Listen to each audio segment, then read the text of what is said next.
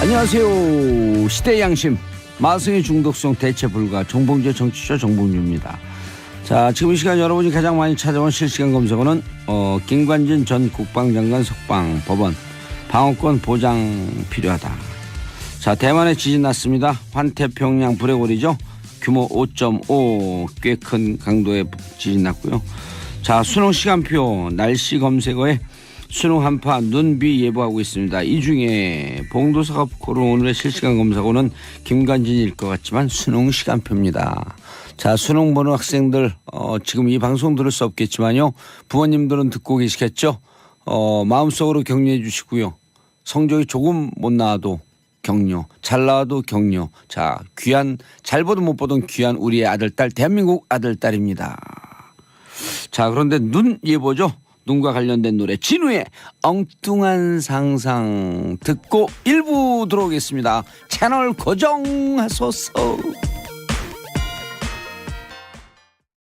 예, 여진 다행이에요. 지금 시험 끝날 때까지 예. 땅의 신이시여 고정하소서. 진짜 절대 안 됩니다. 예. 자, 김관진 구속 11일 만에 석방? 오늘 실시간 검색어가 김관진일 정도로 그만큼 관심이 많죠. 우리가 이따가 아빠 뉴스에서도 다루긴 할 텐데. 예. 자, 김관진을 향한 칼날이 어쨌든 부러졌다. 휘어졌다. 그렇죠. 예. 끝이 휘어졌으면 그 다음 순서를 지를 수 없게 됐다. 제가 여기 처음 그 방송에 나와서 드렸던 말씀인데 그 MB 임관빈, 그렇죠. 이명박 대통령 전 대통령까지 가려면 김관진, 그렇죠. 김태효 단계가 있는데 예. 결정적인 고리 중에 하나가 김관진 장관입니다. 예. 그리고 김태효 요즘 추가로 이제 또 이동관도 가능성이 있다. 그렇죠. 근데 김태효 이동관을 건너뛰기가 어려워졌다. 그렇죠. 이명박 포토라인 세우기가 어려워졌다. 적폐청산이라는 것이 얼마나 어려운 것인가를 보여주는 단적인 예입니다. 우리 사회 내부에 강력히 존재하고 있는 안반과도 같은 수구 기득권 저항 세력들. 그 말도 그렇게 속삭이면서 하시나요? 그럼요. 예, 비장하잖아요. 알겠습니다. 몸에 비장이 상하면 다칩니다. 조심하십시오. 예. 예. 진짜 이제 MB 포토라인 초읽기에 들어갔다라고 봤다가 구속적 부심. 이게 보통 구속적 부심으로 나오는 경우는 10,000건 중에 한 건이 있을까 말까 하지 않아요? 매우 드물죠. 0.01%? 0.01 정도는 더 되고요. 예, 조금 더 되겠죠. 예, 한 10% 정도 되는 걸로 저는 알고 10%까지는 안 있는데요. 될 거예요. 예, 뭐 예. 통계는 정확히 모릅니다만 예. 정치적 사건을 구속적 부심으로 풀어줬다. 이것은 세력 간의 싸움에서 밀렸다 이렇게 보는 게 맞죠. 사법부에 대해서 이렇게 세력 싸움이다라고 얘기하기는 조금 민망하긴 하지만 아니요, 민망하지 않아요. 세력 그런가요? 싸움이라고 봐야 돼요. 최소한의 공정성을 좀 지켜주기를 좀 바라는 마음이 있습니다. 예, 한결의 공정성을 지켜야죠. 예, 아니 그쪽으로 또 튑니까? 예, 네. 알겠습니다. 공정성을 지키고 있습니다. 예, 예. 최선을 다하고 있습니다. 예. 자, 다음 뉴스. 수능 고3 또 다른 고3 이야기. 어제 촛불 들고 학생들 많이 나왔죠 거리에. 특성화고 실습생 이민호 군의 죽음. 이민호 군 이야기가 예. 하나둘씩 알려지면서 정말 안타깝기 그지 없는데요. 원래 특성화고 진학을 할 때 부모님 몰래 진학을 했다고 그래요. 왜요? 이게 뭐냐면 부모님 건강을 걱정해서 빨리 취업을 해서 부모님 도와주겠다. 예, 도와드려야겠다. 그래서 실제로 현장 실습을 해서 한 달에 250만 원을 받았는데요. 그게 그냥 받은 게 아니에요. 꽤 많이 받았다고 생각이 드시죠. 예. 실습인데 그게 아니라 주말 근무랑 특근까지 다 한 거예요. 그러니까 쉴 새 없이. 부모님 위해서. 예. 그래서 그 중에 100만 원은 부모님 생활비로 드리고 그 중에 100만 원은 저축까지 하고 그래서 50만 원으로 본인이 생활비로 사용하려고 했는데 그 50만 원을 사용하지도 못하고 첫 달에 일했나요? 그렇죠. 그렇게 돼서 참 가정이 어렵다 보니까 뭐 친구들하고 어울리는 것도 좀 자제할 정도로 착한 아이였다라는 이야기를 하기도 하고요. 그리고 이전에도 고인이 작업장에서 기계를 고치다가 떨어져서 갈비뼈를 다친 적도 있었다라는 이야기도 좀 들리고요. 그럼에도 불구하고 아주 성실하게 직장에 나갔다고 그래요. 그리고 지금 현장 상황도 좀 속속 전해지고 있습니다. 현장 상황 속속 전해지고 있는데요. 원래대로라면 규정상 현장 실습을 지도할 능력을 갖춘 담당자를 배치하고 그 옆에 누군가가 있어야 한다라는 규정이 있는데요. CCTV가 공개가 됐죠. 그런데 현장에 혼자 있었고요. 상당 기간 동안 혼자 고통 속에 그렇게 일부에 실려간 모습까지 공개가 됐습니다. 좀 안타까운 사연이죠. 말하자면 다른 고3 이야기입니다. 지금 수능을 치르고 있는 고3 학생들도 있지만요. 그리고 오늘 또 마침 생일입니다. 또 생일입니다. 그래서 오늘 제주시청 앞에서 추모문화제도 아마 열릴 예정입니다. 이게 뭐 그 이렇게 실습 나가는 학생들 여기뿐만 아니라 또 어제 그제도 저희가 소개를 해줬는데 너무 과로에 힘이 들어갔고 스스로 목숨을 끊은 친구들, 실적을 못 올려서 목숨을 끊은 친구들도 있고.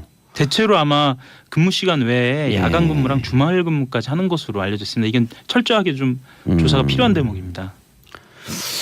막 사회에 첫발 들이기도 전에 꽃이 피어보기도 전에 이렇게 우리 곁을 떠난 이런 이런 거 보고 정치인과 우리 정부 정말 반성해야 되는데 무슨 국회에서도 이런 다루거나 이런 움직임이 지금 없죠. 국회는 지금 없고요. 일단 대책위원회가 꾸려져 있고 국회도 곧 나설 것으로 보입니다. 그리고 나서야 하고요. 당연히 그래야 할 것 같고요.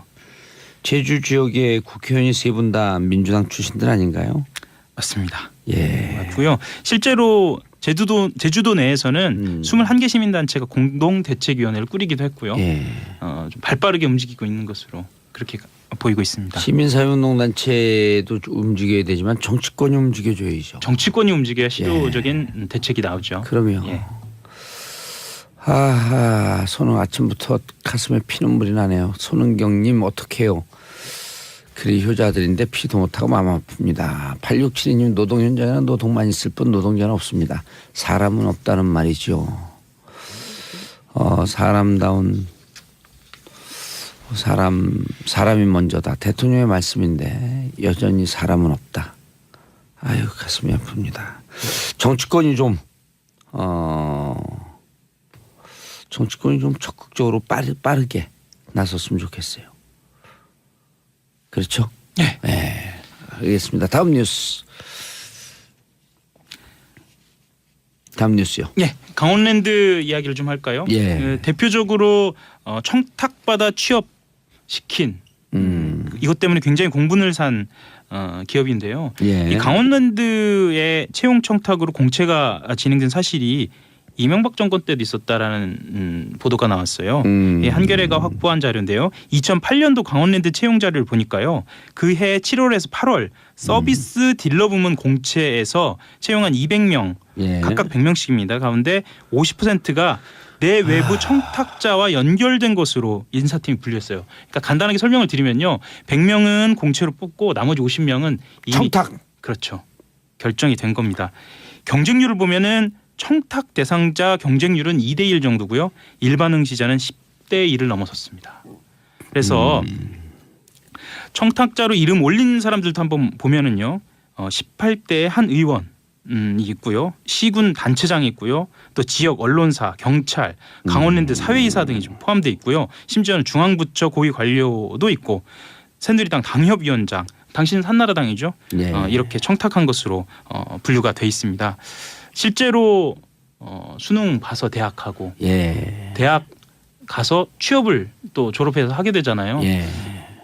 정말 이런 아까도 말씀드렸지만 이 노동 환경뿐만 아니라 이 취업과 관련된 공정성은 반드시 지켜져야 하는 이것도 좀 자세하게 좀 들여다봐야 하는 문제입니다. 그렇죠. 아니 근데 나라가 어떻게 이 모양으로 만들고 한 9년을 그렇게 운영하도 그 정점에 있는 사람 포토라인에 하나 못 세우고 이게 무슨 나라예요? 나라다운 나라라고 대통령이 얘기했는데 법원도 그래, 검찰도 그래. 그냥 어떻게든 자기들 그 세력 싸움에만 골두에 있어갖고 몰두에 있어갖고. 그렇죠? 예, 아까 말씀하셨지만 그 노동 현장에 대한 그 정치권의 각성도 말씀하셨는데요. 이 강원랜드를 포함해서 이 취업 청탁과 관련된 것도 정치권에서 좀 나서야 합니다. 그 취업 청탁이 발견되면 외국 같은 경우는 선진국 같은 경우는 취업 취소 아니에요. 그러니까 그렇죠. 절대 청탁 못하는 거예요. 그럼요. 그래서 특히나 여기에 정치인들이 좀 개입돼 있어서 좀 소극적인 거 아니냐라는 국민 시선이 있거든요. 예. 이런 때일수록 좀 더 바짝 나서야 할 것 같습니다. 예. 참 이게 아니 취업 준비하고 있었던 그 취준생들 이 얘기 나올 때마다 아주 그냥 그날 하루 공부 되겠어요? 열받아갖고. 열받고 가슴도 찢어지죠. 예. 네. 도대체 그리고 이렇게 해놓고 이런 거예요. 낙장 불입입니다. 어쩔 수 없어요. 취업은 됐어요. 부정으로 돌아도 취업은 취업이다. 옛날에 그 전두환 그 군사독재 정권 5.18 광주항쟁 끝나고 난 다음에 법정에서 그런 얘기 한 적 있잖아요. 그 신한국당 국회의원 된 사람이 나중에 그렇죠. 성공한 쿠데타는 처벌할 수 없다. 예. 취업이 이미 됐기 때문에 불법 청탁은 처벌할 수 없다. 이런 거 제도 고쳐야 되잖아요. 그러라고 국회의원 만들어준 거 아니에요? 제도 고쳐야죠. 그리고 아까 말씀하셨지만 취업 준비하는 취준생들만 말씀하셨는데 예. 실제로 취준생을 둔 부모들도 마음이 그러면 더 아파요. 더 아프죠. 더 예. 아파 본인들보다. 예. 또 부모님 마음 아픈 얘기는 또 나오네. 왜 이래 이 오늘 기사들이. 오늘 보도가 좀 그렇네요. 이거 누가 고른 거예요 기사? 제가 어떻게 하다 보니까 골랐는데요. 우리 PD들이 고른 거. 안 할 수가 없어서 제가 골랐습니다. 다음도 안 할 수가 없네요. 중요한 뉴스니까 한 거죠? 예. 진행할까요? 예. 세월호 선체를 수색해온 해양수산부 현장 수습본부가 미수습자들의 연결식을 하루 앞둔 17일입니다. 손목뼈가 한 점 발견됐는데요. 이것을 유가족한테 알리지 않았던 것으로 확인이 됐습니다. 왜 그랬대요? 근데 오늘 아침인지 어젠지 그 이낙연 총리가 사과하는 사진이 나오긴 하던데 왜 그랬대요? 근데 이낙연 총리뿐만 아니라 뭐 김영춘 장관도 그렇고요. 이 사과를 즉각적으로 하긴 장관이 했는데요. 해수 장관인가요? 예. 근데 왜 그랬대? 왜 진짜로? 지금까지 알려진 바로는 당시에 김현태 수습본부 부본부장이 내가 책임지겠다라고 하면서 현장을 나갔다고 그래요. 김현태요? 예. 왜 뭘 책임진다고? 사실 수습본부 부본부장 직급이 3급이거든요. 3급이면 물론 이제 낮은 직급은 아닙니다만 이런 국가적인 엄청난 일을 막을 만큼의 직급으로 보이지는 않거든요. 그러니까 뭘 책임진다는 거 왜 막았대? 이 사람 한번 좀 불러봐야 될 것 같아요. 지금 상황에서는 적절하게 지금 조사가 돼 있지 않기 때문에 추정할 수밖에 없는데 당시에 이제 그 연결식이 예고돼 있었고 예. 전남 목포 신항에서 세월호 가족들이 떠나는 것으로 돼 있었거든요. 나오면 안 떠난다. 그렇죠. 그걸로 보입니다. 추정이 돼서 그래서 또 좀 안 떠나서 수습하기가 편하고 이제 공무원들 편해진다. 그렇게 추정이 되는데 왜 그렇게 추정이 되냐면요. 실제로 이것을 이 사실을 알린 게 연결식 행사가 마무리된 직후에 알린 거거든요. 그래서 그건 누가 알렸어요? 공무원이? 예, 그렇죠.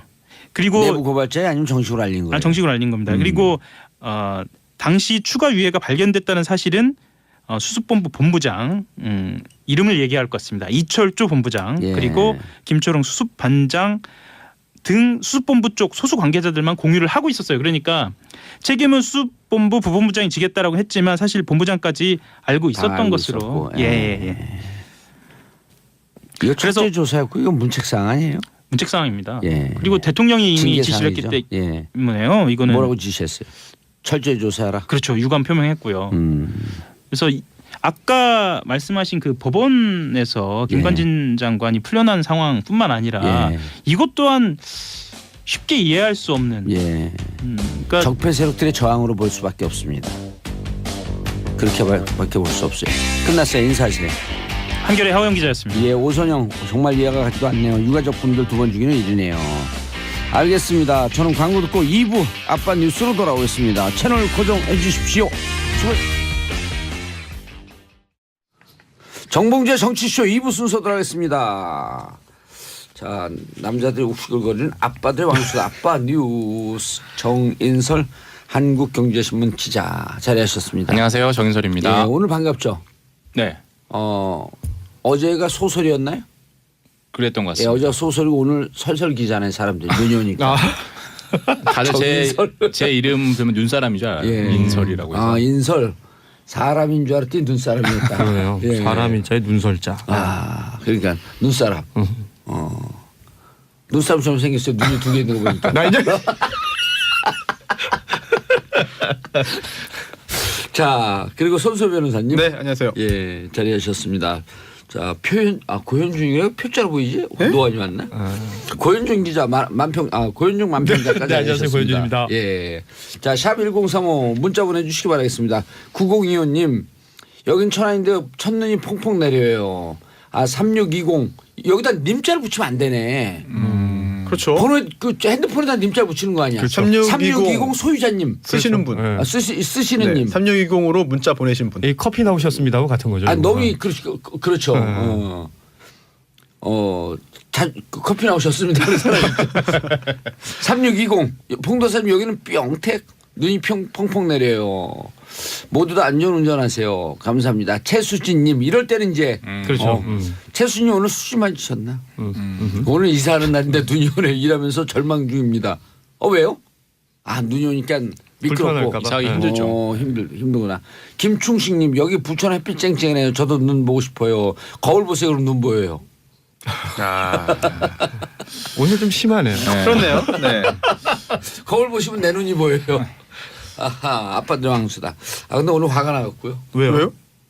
김관진 김관진 그리고 저거 뭐예요? 아까 이민호 군의 죽음.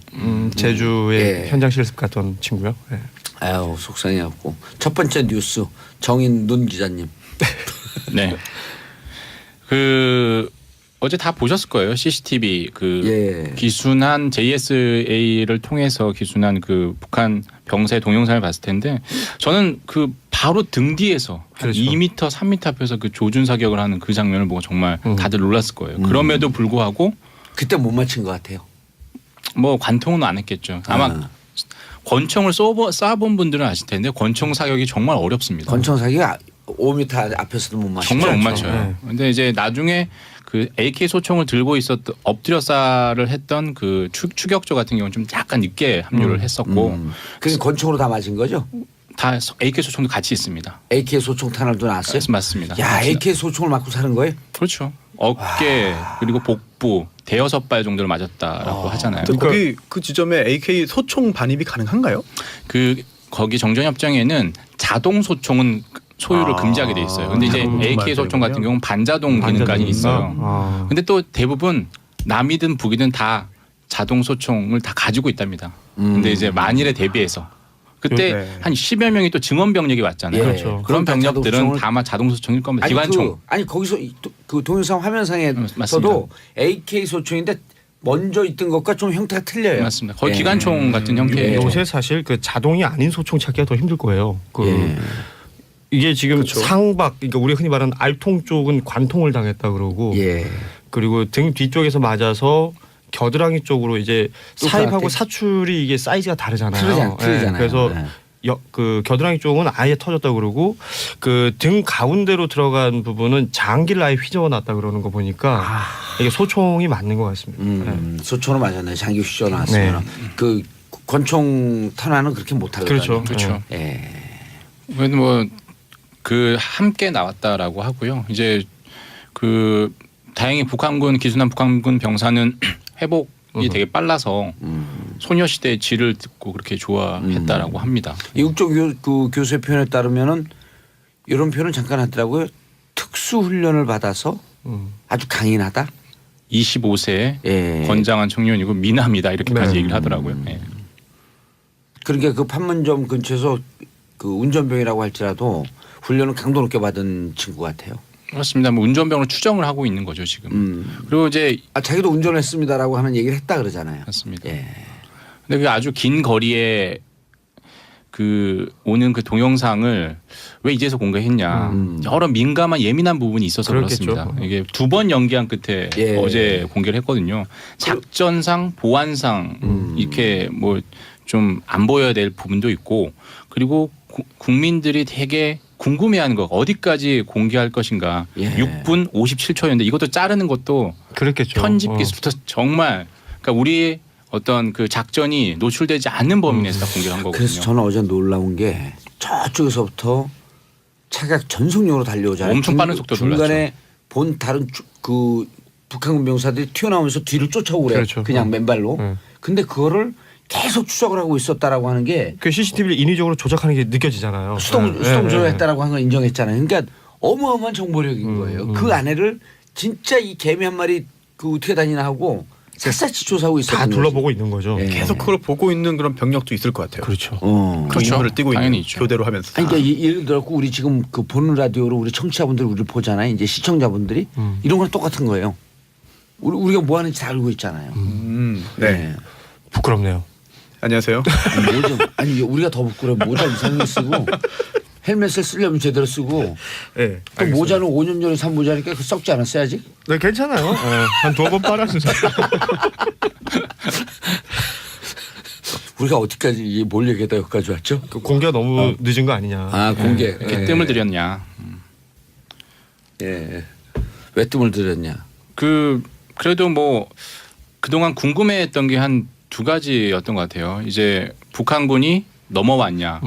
그리고 넘어왔다 싹 들어가더라고요. 예, 그 거기를 아는 거잖아요. 알죠. 본인이 알죠. 당황해서 네. 와 보니까 넘었네라고 당황해서 황급히 다시 뒤돌아가고. 돌아갔죠. 진짜 황급히 느껴지더라고요, 정말. 네. 내가 국어책에서 황급이라고 하는 표현을 배우고 네. 아 저게 황급이구나라고 하는 건 네. 체감한 게 어제 처음이었어요. 진짜 황급 이러다가 황급히. 오 그러더니 또 한 번 슬쩍 네. 돌아보더라고 진짜 넘었는지. 그러니까 자기가 넘었는지 안 넘었는지를 확인하는 거잖아요. 예. 그래서. 그 군사분계선이 정확하게 낡지가 않거든요. 그러니까 서로 대략 그어진 게 아니라서. 전봇대와 옆에 있는 건물 그 사이 정도로 그걸 보이는데 기계적으로 알고 있었던 것 같아요.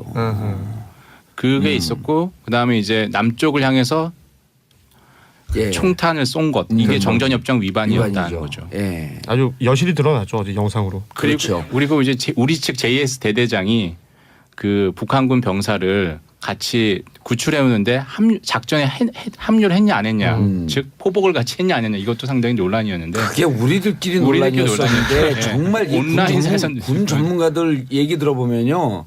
3인조일 때 얼마 4인조일 때 얼마 이렇게 했고 이건 논란의 거리가 안 되는 거예요. 군에 갔다 본 사람이면. 아니 3명이 다겨갔다가 어디서 그 총탄 날아올 줄 모르는데 들어가면은 어머해이죠. 그럼요. 후방에서. 오히려 대대장이 정말 앞장서서 포복을 했다면 그게 대대장의 그게 더 임무를 문제예요. 제대로 안 한 거죠. 예. 네. 다 각자 역할과 임무가 있는 건데. 그럼요. 사람들이 그러니까 대대장이 진짜 포복했고 하게 되면 뭐 처음엔 잘했다 그러면 좀 지나면 대대장이 정봉주인가 그래요. 왜냐면 관종? 그리고 또 일부 언론에서 이렇게 말했습니다. 제보를 받았는데 예.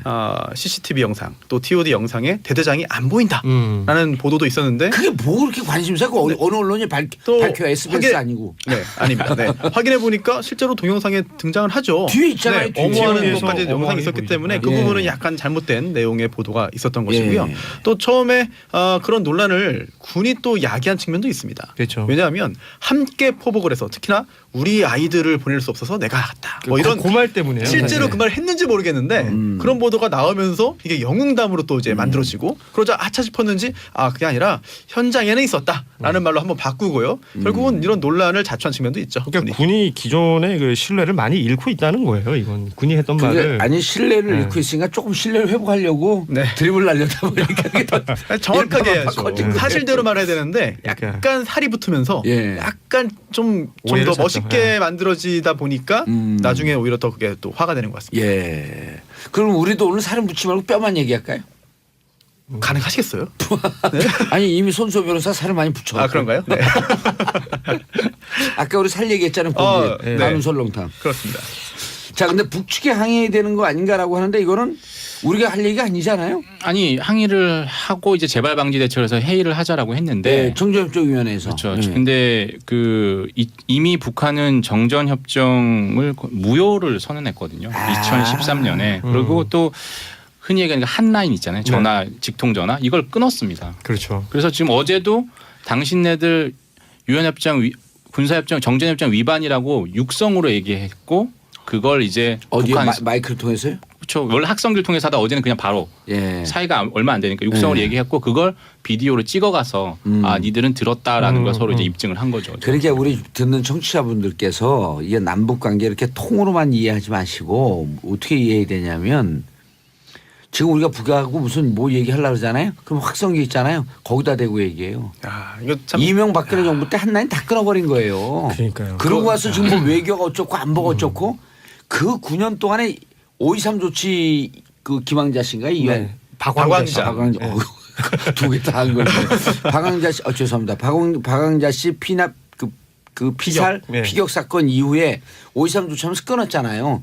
그래도 전두환 노태우 때도 한 라인이 있었잖아요. 그렇게 끊어지지 않도록 유지해야 되는 게 사실 유지해야죠. 의무인데 그럼요. 그거조차 못했다는 거는 실패죠. 당시 정권에. 그 정권도 아니라는 거죠. 남북 관계의 나라가 파탄을 야기한 거죠. 아휴 그러고 나서 뭐 진짜 앞에서 얘기할 때 얼마나 민망했었게 이게 나라냐라고 하는 그 말한 사람도 생각이 났을 거거든요. 지금 미국도 뉴욕 라인을 포함해서 네. 저기 트럼프도 그랬잖아요. 서너 개 경로로 대화를 하고 있다 북한과. 그렇죠. 해야 되는 거예요. 당연히 해야 되는 정작 거고요. 당사자인 우리가 그 라인이 없다는 건 이제 이건 넌센스예요. 넌센스예요. 아니 그 얼마 전 남한산성 봐도 전쟁을 하면서 백기 들고 가잖아요. 대화하려고. 네. 그렇죠. 장성급 군사회담이 실제로 2009년 이후에는 열리지 않았거든요. 남북 간 장성급 군사회담이. 그래서 이번에도 회담하자고 했지만 북측이 응할지는 응하지 않죠. 가능성은 상당히 낮죠. 없으면 사병급 군사회담이라도 좀 해야지. 이렇게 연락도 잘 안 되는 마당이기 때문에 북한이 정전협정을 위반한 게 명백하지만 우리 측에서 취할 수 있는 조치도 마땅치 않고 없어요. 사실 뭐 잘못했다 너희 잘못했다 인정해라 또 하면은 뭐 가만두지 않겠다라는 말을 한들 사실 실효성 있는 그런 조치라고 보기 어렵기 때문에 그렇죠. 매롱 한마디 하면 끝나는 거죠. 그렇습니다. 예. 아니 이게 농담이 아니라 실제로 그래서 어쩌라고. 이러면 끝나는 거예요. 이미 그러고 있죠. 상환의 신사협정이 다 깨진 거거든. 네. 그러니까 신사협정이 깨졌다는 말이 맞죠. 예. 우리는 뭐 말을 할 수 있겠죠. 어떤 형태로 전달을 할 수 있겠지만 상대 반응을 볼 수가 없고 상대가 말을 안 해도 어떻게 압박할 수 있는 방법이 없는 거죠. 네. 그렇죠. 우리도 룸 안에 들어와야지 대화가 되는 거 아니에요. 저 룸 밖에 있으면 네. PD고 작가가 대화 안 해요. 우리가 그냥 뭐라 그래도 여기 써도 그냥 무시하고 우리끼리 하는 거예요. 뭐 다 잘 하시면서. 자, 네. 평창올림픽 계기로 우리 정부가 남북관계 좀 풀어보려겠는데 입장 난처하게 됐다고 생각하는 사람들이 있는데 그건 그거고 이건 이거죠. 뭐 그렇게 구분했으면 좋겠는데 예. 좀 명확하게 구분은 좀 안 될 겁니다. 예. 대화 정국으로 가려고 하는데 테러 지원국으로 재지정하고 미국이 북한을 테러 지원국 지정하고 그래도 그럴 때 우리 얘기해야 되는데 그거 하지 말라고 그러면서 그 평창 올림픽 기간에는 어제 그저께 우리가 얘기했지만 평창 올림픽 기간에는 테러 지정국이 뭐고 일단 발효 정지를 시켜버려야 돼요. 도발하지 말자고 유엔 결의를 했죠. 그런데 예. 이제 북한이 따를지는 뭐 미지수고요. 예. 그리고 여기에 이제 게다가 이제 북한과 중국 간의 관계가 지금 삐그덕 하잖아요. 시진핑의 특사가 북한에 갔는데 김정을 만나지 않은 것으로 좀 확인이 돼서 그 결과도 지금 안 나오고 있어요. 뭘 그렇죠. 했는지. 맞습니다. 뭐 2인자 3인자만 채용에까지 만났지만 무슨 얘기를 했는지는 모르고 날도 추운데 평양냉면에 수육 만드시고 온 거 아닌가 모르겠어요. 그것도 못 얻어먹은 것 같은데요. 예. 자, 아니 뭐 자기 돈 주고 사 먹으면 되지 뭘 여기다 먹어. 자, 고현준 작가님. 네. 이국종 교수의 작심 브리핑. 팩폭 브리핑. 그렇죠. 예.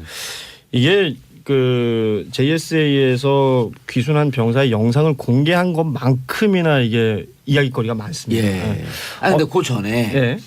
미군 119 헬기를 타고 오면서 거기서 응급 조치를 해서 생명을 구할 수 있었다라고 하는 일부 보도가 있는데 그것도 맞는 얘기인가요? 그러니까 결국은 시작이 될 때, 그러니까 병사를 인도를 한 이후에 예. 병원으로 이송할 때 이미 그 라인이 있나 봐요. 이국종 교수에게 무전이 왔었고 그 현장에서 조치를 취했던 분들이 이국종 교수의 말에 따르면 펄스가 잡히지 않는 정도다. 이게 맥이 거의 없다. 아하. 굉장히 그 위박한 상황이고 그 이국종 교수도 어느 정도 그 정보를 가지고 환자를 만났을 때 그 어제 표현은 그렇게 하더라고요. 그러니까 혈압이 60 아래였고 맥은 거의 잡히지 않는 상태였고 네. 그리고 수혈이 필요한 상태에서 수혈을 하면서 조치를 취해 갔는데 뭐 저희가 조금 전에 얘기했지만 이 귀순 병사의 회복세가 생각보다는 빨랐다. 본인이 생각한 것보다는 훨씬 빠르게 지금 진행이 되고 있다. 처음에 이런 얘기도 나왔었잖아요. 혈액형 몰랐고 그렇죠. 모든 혈액이 다 가능한 O형 비상 대기를 혈액이 하고, 예. 대기했었던 O형을 투입했다. 이런 식으로 그 어찌됐건 지금 온 국민이 관심을 가지고 있는 환자잖아요. 말하자면 그 환자의 치료를 두고 그리고 이 치료에 대한 이 공개, 이 브리핑을 두고 정의당의 김종대 의원이 그 표현을 인격 테러라는 표현을 썼어요. 그러니까 말하자면 의료법상 환자의 개인 정보를 이 공개하거나 노출시키는 것은 금지되어 있는 것인데 이것을 그 공개한 것에 대해서 문제를 삼은 것이죠. 그러니까 이 공개를 한 것에 대해서 제가 보기엔 그렇습니다. 이국종이라는 의사 한 사람을 위해서 비판하고 비난하기 위해서 말을 했던 것 같지는 않고요. 다만 김종대 의원이 그렇게 살아오지 그렇죠. 않았어요. 다만 이제 이런 것들을 공개할 수밖에 없게 한 어떤 정부의 정책 혹은 그 과정 그리고 이 환자의 상태를 일거수일투족 아주 자극적으로 써냈던 언론들 맞아요. 네, 그 이런 것들에 선정주의. 대한 그렇죠. 이런 것들에 대한 비판이 결국 화살이 이국종 교수 이 브리핑을 한 당사자이기 때문에 이국종 교수에게 전해진 것처럼 느껴졌었고 그리고 여론몰이를 하고 있었던 네티즌들. 그렇죠. 예. 댓글이라든지 이런 게 뭐 너무 심했었고 그리고 이국종 교수는 그 사안에 대해서 자신의 입장을 진짜 조목조목 왜냐하면 이게 네, 죄송합니다. 그 아덴만의 여명 작전 이후에 석혜균 선장을 치료하고 나서도 네. 이국종 교수가 이 관련된 공격을 굉장히 많이 받았었다고 하더라고요. 그러니까 예를 들면 석혜균 선장 같은 경우는 그 의료 정보를 거의 공개를 하지 않았답니다. 그러니까 살갗이 노출되는 것을 이게 본인도 꺼려해서 그 엑스레이 사진만 보여줬었는데 언론에 브리핑할 때 당시에 예. 그걸 두고 의료계 내부에서 심각한 부상이 아님에도 불구하고 이국종이라는 의사가 대단한 처치를 한 것처럼 언론 플레이를 하고 있다. 아 본인이 좀 뜨려고. 그렇죠. 그런 비난들이 있었다라는 거예요. 어허. 그러니까 이국종 교수는 얼마나 억울하겠습니까? 예. 그러니까 이 부분에 대해서 이번에도 그런 상황이 벌어질 것을 염려해서 예. 진짜 말 그대로 작심 브리핑을 해 나갔던 것이죠. 그리고 그 안에서 지금 자극적인 표현들 뭐 기생충이라든지 예. 뭐 변이라든지 손은 이러지 마세요. 예, 이런 것들 때문에 왜 이래 손을. 네, 이런 것들 때문에 지금 뭐 얘기가 되고 있는데 이걸 결국 펼쳐졌던 사실관계를 두고 보면 설왕설래할 게 아니라고 보이는데 이걸 해석하고 있는 부분에 대해서 뭔가 자신들의 색깔이 들어가면서 아하. 이게 문제가 되고 있는 것 같아요. 아, 그리고 또 이국종 교수 같은 경우는 지난 2013년 4.16 그 세월호 참사 났을 때 2014년 예. 그때 헬기를 타고 비상 헬기를 타고 뜨면서 모든 헬기 비상 헬기가 앉아 있는 그 상황을 한번 얼마 전에 뭐 강연에서 그렇죠. 예. 공개를 했잖아요. 예. 울먹이면서 우리 비상 대기할 수 있는 헬기가 뜨질 않고 있다. 그렇죠. 우리만 뜨고 있다. 그러니까 이제 자칫 잘못하면 또 다른 쪽에서 저건 무슨 색깔을 갖고 있는 거 아니야? 세월호 색깔로 보고 있는 거 아니야? 이렇게 선입견을 갖고 있던 사람들이 공격하고 그랬다고요. 그러니까 이거를 정치적으로 해석하는 것에 대한 문제인 것 같아요. 예. 그 이국종 교수가 지금 말씀하신 것대로 헬기를 타고 위에 떠서 봤을 때 헬기가 뜨지 않았던 건 사실관계잖아요. 그렇죠. 이 사실관계를 두고 사실관계를 그대로 받아들이지 않고 해석을 자의적으로 하는 사람들이 있다는 거죠. 지금도 이 김종대 의원과 이국종 교수 이 두 분의 설전이 맞는 건지 저는 그 부분도 더 사실은, 이상해요. 예, 두 분이 똑같은 의심스러운데, 생각을 하는데 자꾸만 사이는 설전을 벌였다 이렇게 몰아가죠? 그렇죠. 그런 것들을 두고 정치권에서는 또 나름의 정치적인 해석을 하고 있단 말이에요. 대표적인 게 이제 자유한국당의 그 김진태 의원인데 예. 이번 일로 북의 지옥 같은 실상이 드러나니 화가 나나 보다. 이게 무슨 말일까요? 그럼 김종대 의원이 북에서 왔다는 사람이에요? 뭐 그런 듯한 어떤 뉘앙스로 표현을 해버렸기 때문에 이런 것들이 사실은 정치적인 수사지 않습니까? 예. 그러니까 이런 정치적인 어떤 해석이나 의도를 가지고 던지는 발언들이 문제가 되는 그럼 것이지. 제가 김진태 의원한테 정치적 의도를 갖고 한마디 해볼까요? 해주세요. 반드시 해주세요. 재판에서 살아나니 입이 풀렸나 보네. 얼마나 기분 나빠요? 네. 진짜 정색하셨어요 지금. 네. 네, 얼마나 기분 나빠요? 그러니까 제가 복권 되는 거 제일 두려워하는 사람들일 거예요. 복권 안 되게 좀 기도 좀 하세요. 진짜 기도하실 것 같은데요. 진짜 할 것 같아요. 이미 하고 있을 겁니다. 기도하는 조용필이에요? 네. 아무튼 그 이국종 교수가 어제 또 어떤 뭐 프로그램에 출연을 해서 네. 뭐 이런저런 이야기를 하면서 그 뭐랄까요? 그 느낌이 전달되는 게 굉장히 억울했다. 그리고 이국종 교수 표현 중에 저는 인상적이었던 게 처음에는 김종대라는 사람이 이걸 문제 제기를 했다고 했을 때 자신은 이 사람이 국회의원인지도 몰랐다. 그러니까 뭐 의문의 일패. 그러니까 왜냐하면 본인이 계속해서 이런 공격을 당하고 있는 것이 네. 의료계 내부에서 이국종이라는 사람 혹은 그가 속해 있는 의료기관을 공격하는 형태들이 많았다는 것이죠. 걔 신경도 안 썼다. 그렇죠. 언론 플레이나 이런 것들에 대한 그 우려 때문에 예. 팩트를 알려야겠다라는 생각에서 브리핑을 했던 것인데 이걸 이렇게 몰고 가고 있는 이 상황이 좀 속상했던 것 같아요. 그렇죠. 몰고 가는 언론 중에 SBS는 빠졌어요. 또 다행히. 그런가요? 네. 자, 광고 듣고 3부 돌아오겠습니다. 채널 고정하셔서. 정봉주의 정치쇼 3부 순서 들어가겠습니다. 자, 이국종 교수에 대해서 말씀을 나누다가 말았는데 그냥 끝낼까요? 조금 더 할까요? 조금 더 조금 더 해야 필요는 될 있을 것 필요가 같아요. 있겠죠? 네. 왜냐하면 외상센터의 어려움에 대해서도 호소했단 말이에요. 그러니까요. 이게 우리 의료계의 구조적인 응급 환자에 대한 구조적인 문제. 중증 외상센터라는 곳에서 지금 이국종 교수가 근무를 하고 있죠. 예. 그런데 여기서 처치해야 될 환자들이 생각보다 많은 거예요. 그런데 인원은 제한되어 있고. 어제 이국종 교수의 얘기로는 의료계 내부적으로 일단은 외과 의사를 하려는 인력이 부족하고 그러니까 결국 인력이 부족하다는 게 기본 있고요.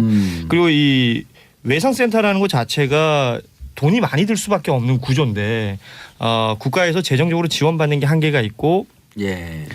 어젠 그런 얘기도 하시더라고요. 의료보험을 이쪽으로 숫가를 좀 더 돌려달라라는 이건 뭐 제도적인 문제이긴 하지만 그렇게 됐을 경우에 그러면 의료보험이란 재정 자체는 재원 자체는 한정돼 있는데 어딘가에 더 가면 어딘가에 또 빠지는 게 아니냐. 그렇기 때문에 본인 스스로가 표현했던 것은 이것 자체는 굉장히 어려운 문제다. 그러니까 이게 정치인들이 무슨 색깔 씌워가지고 싸울 궁리할 게 아니라 제도적 보완을 해줄 맞아요. 필요가 분명히 있다. 왜냐하면 이런 이쪽에 얘기죠. 예산을 많이 편성하면 다른 쪽 걸 빼와야 되거든요. 맞습니다.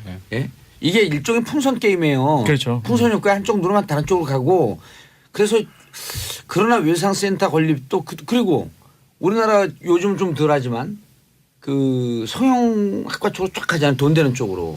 성형과 피부. 예, 피부과. 그 돈 안 되고 힘만 드는 게 안 가는 그렇죠. 거예요. 이게 썰전이라고 그러잖아요. 외과 의사를. 썰전이요? 아, 그게 썰전.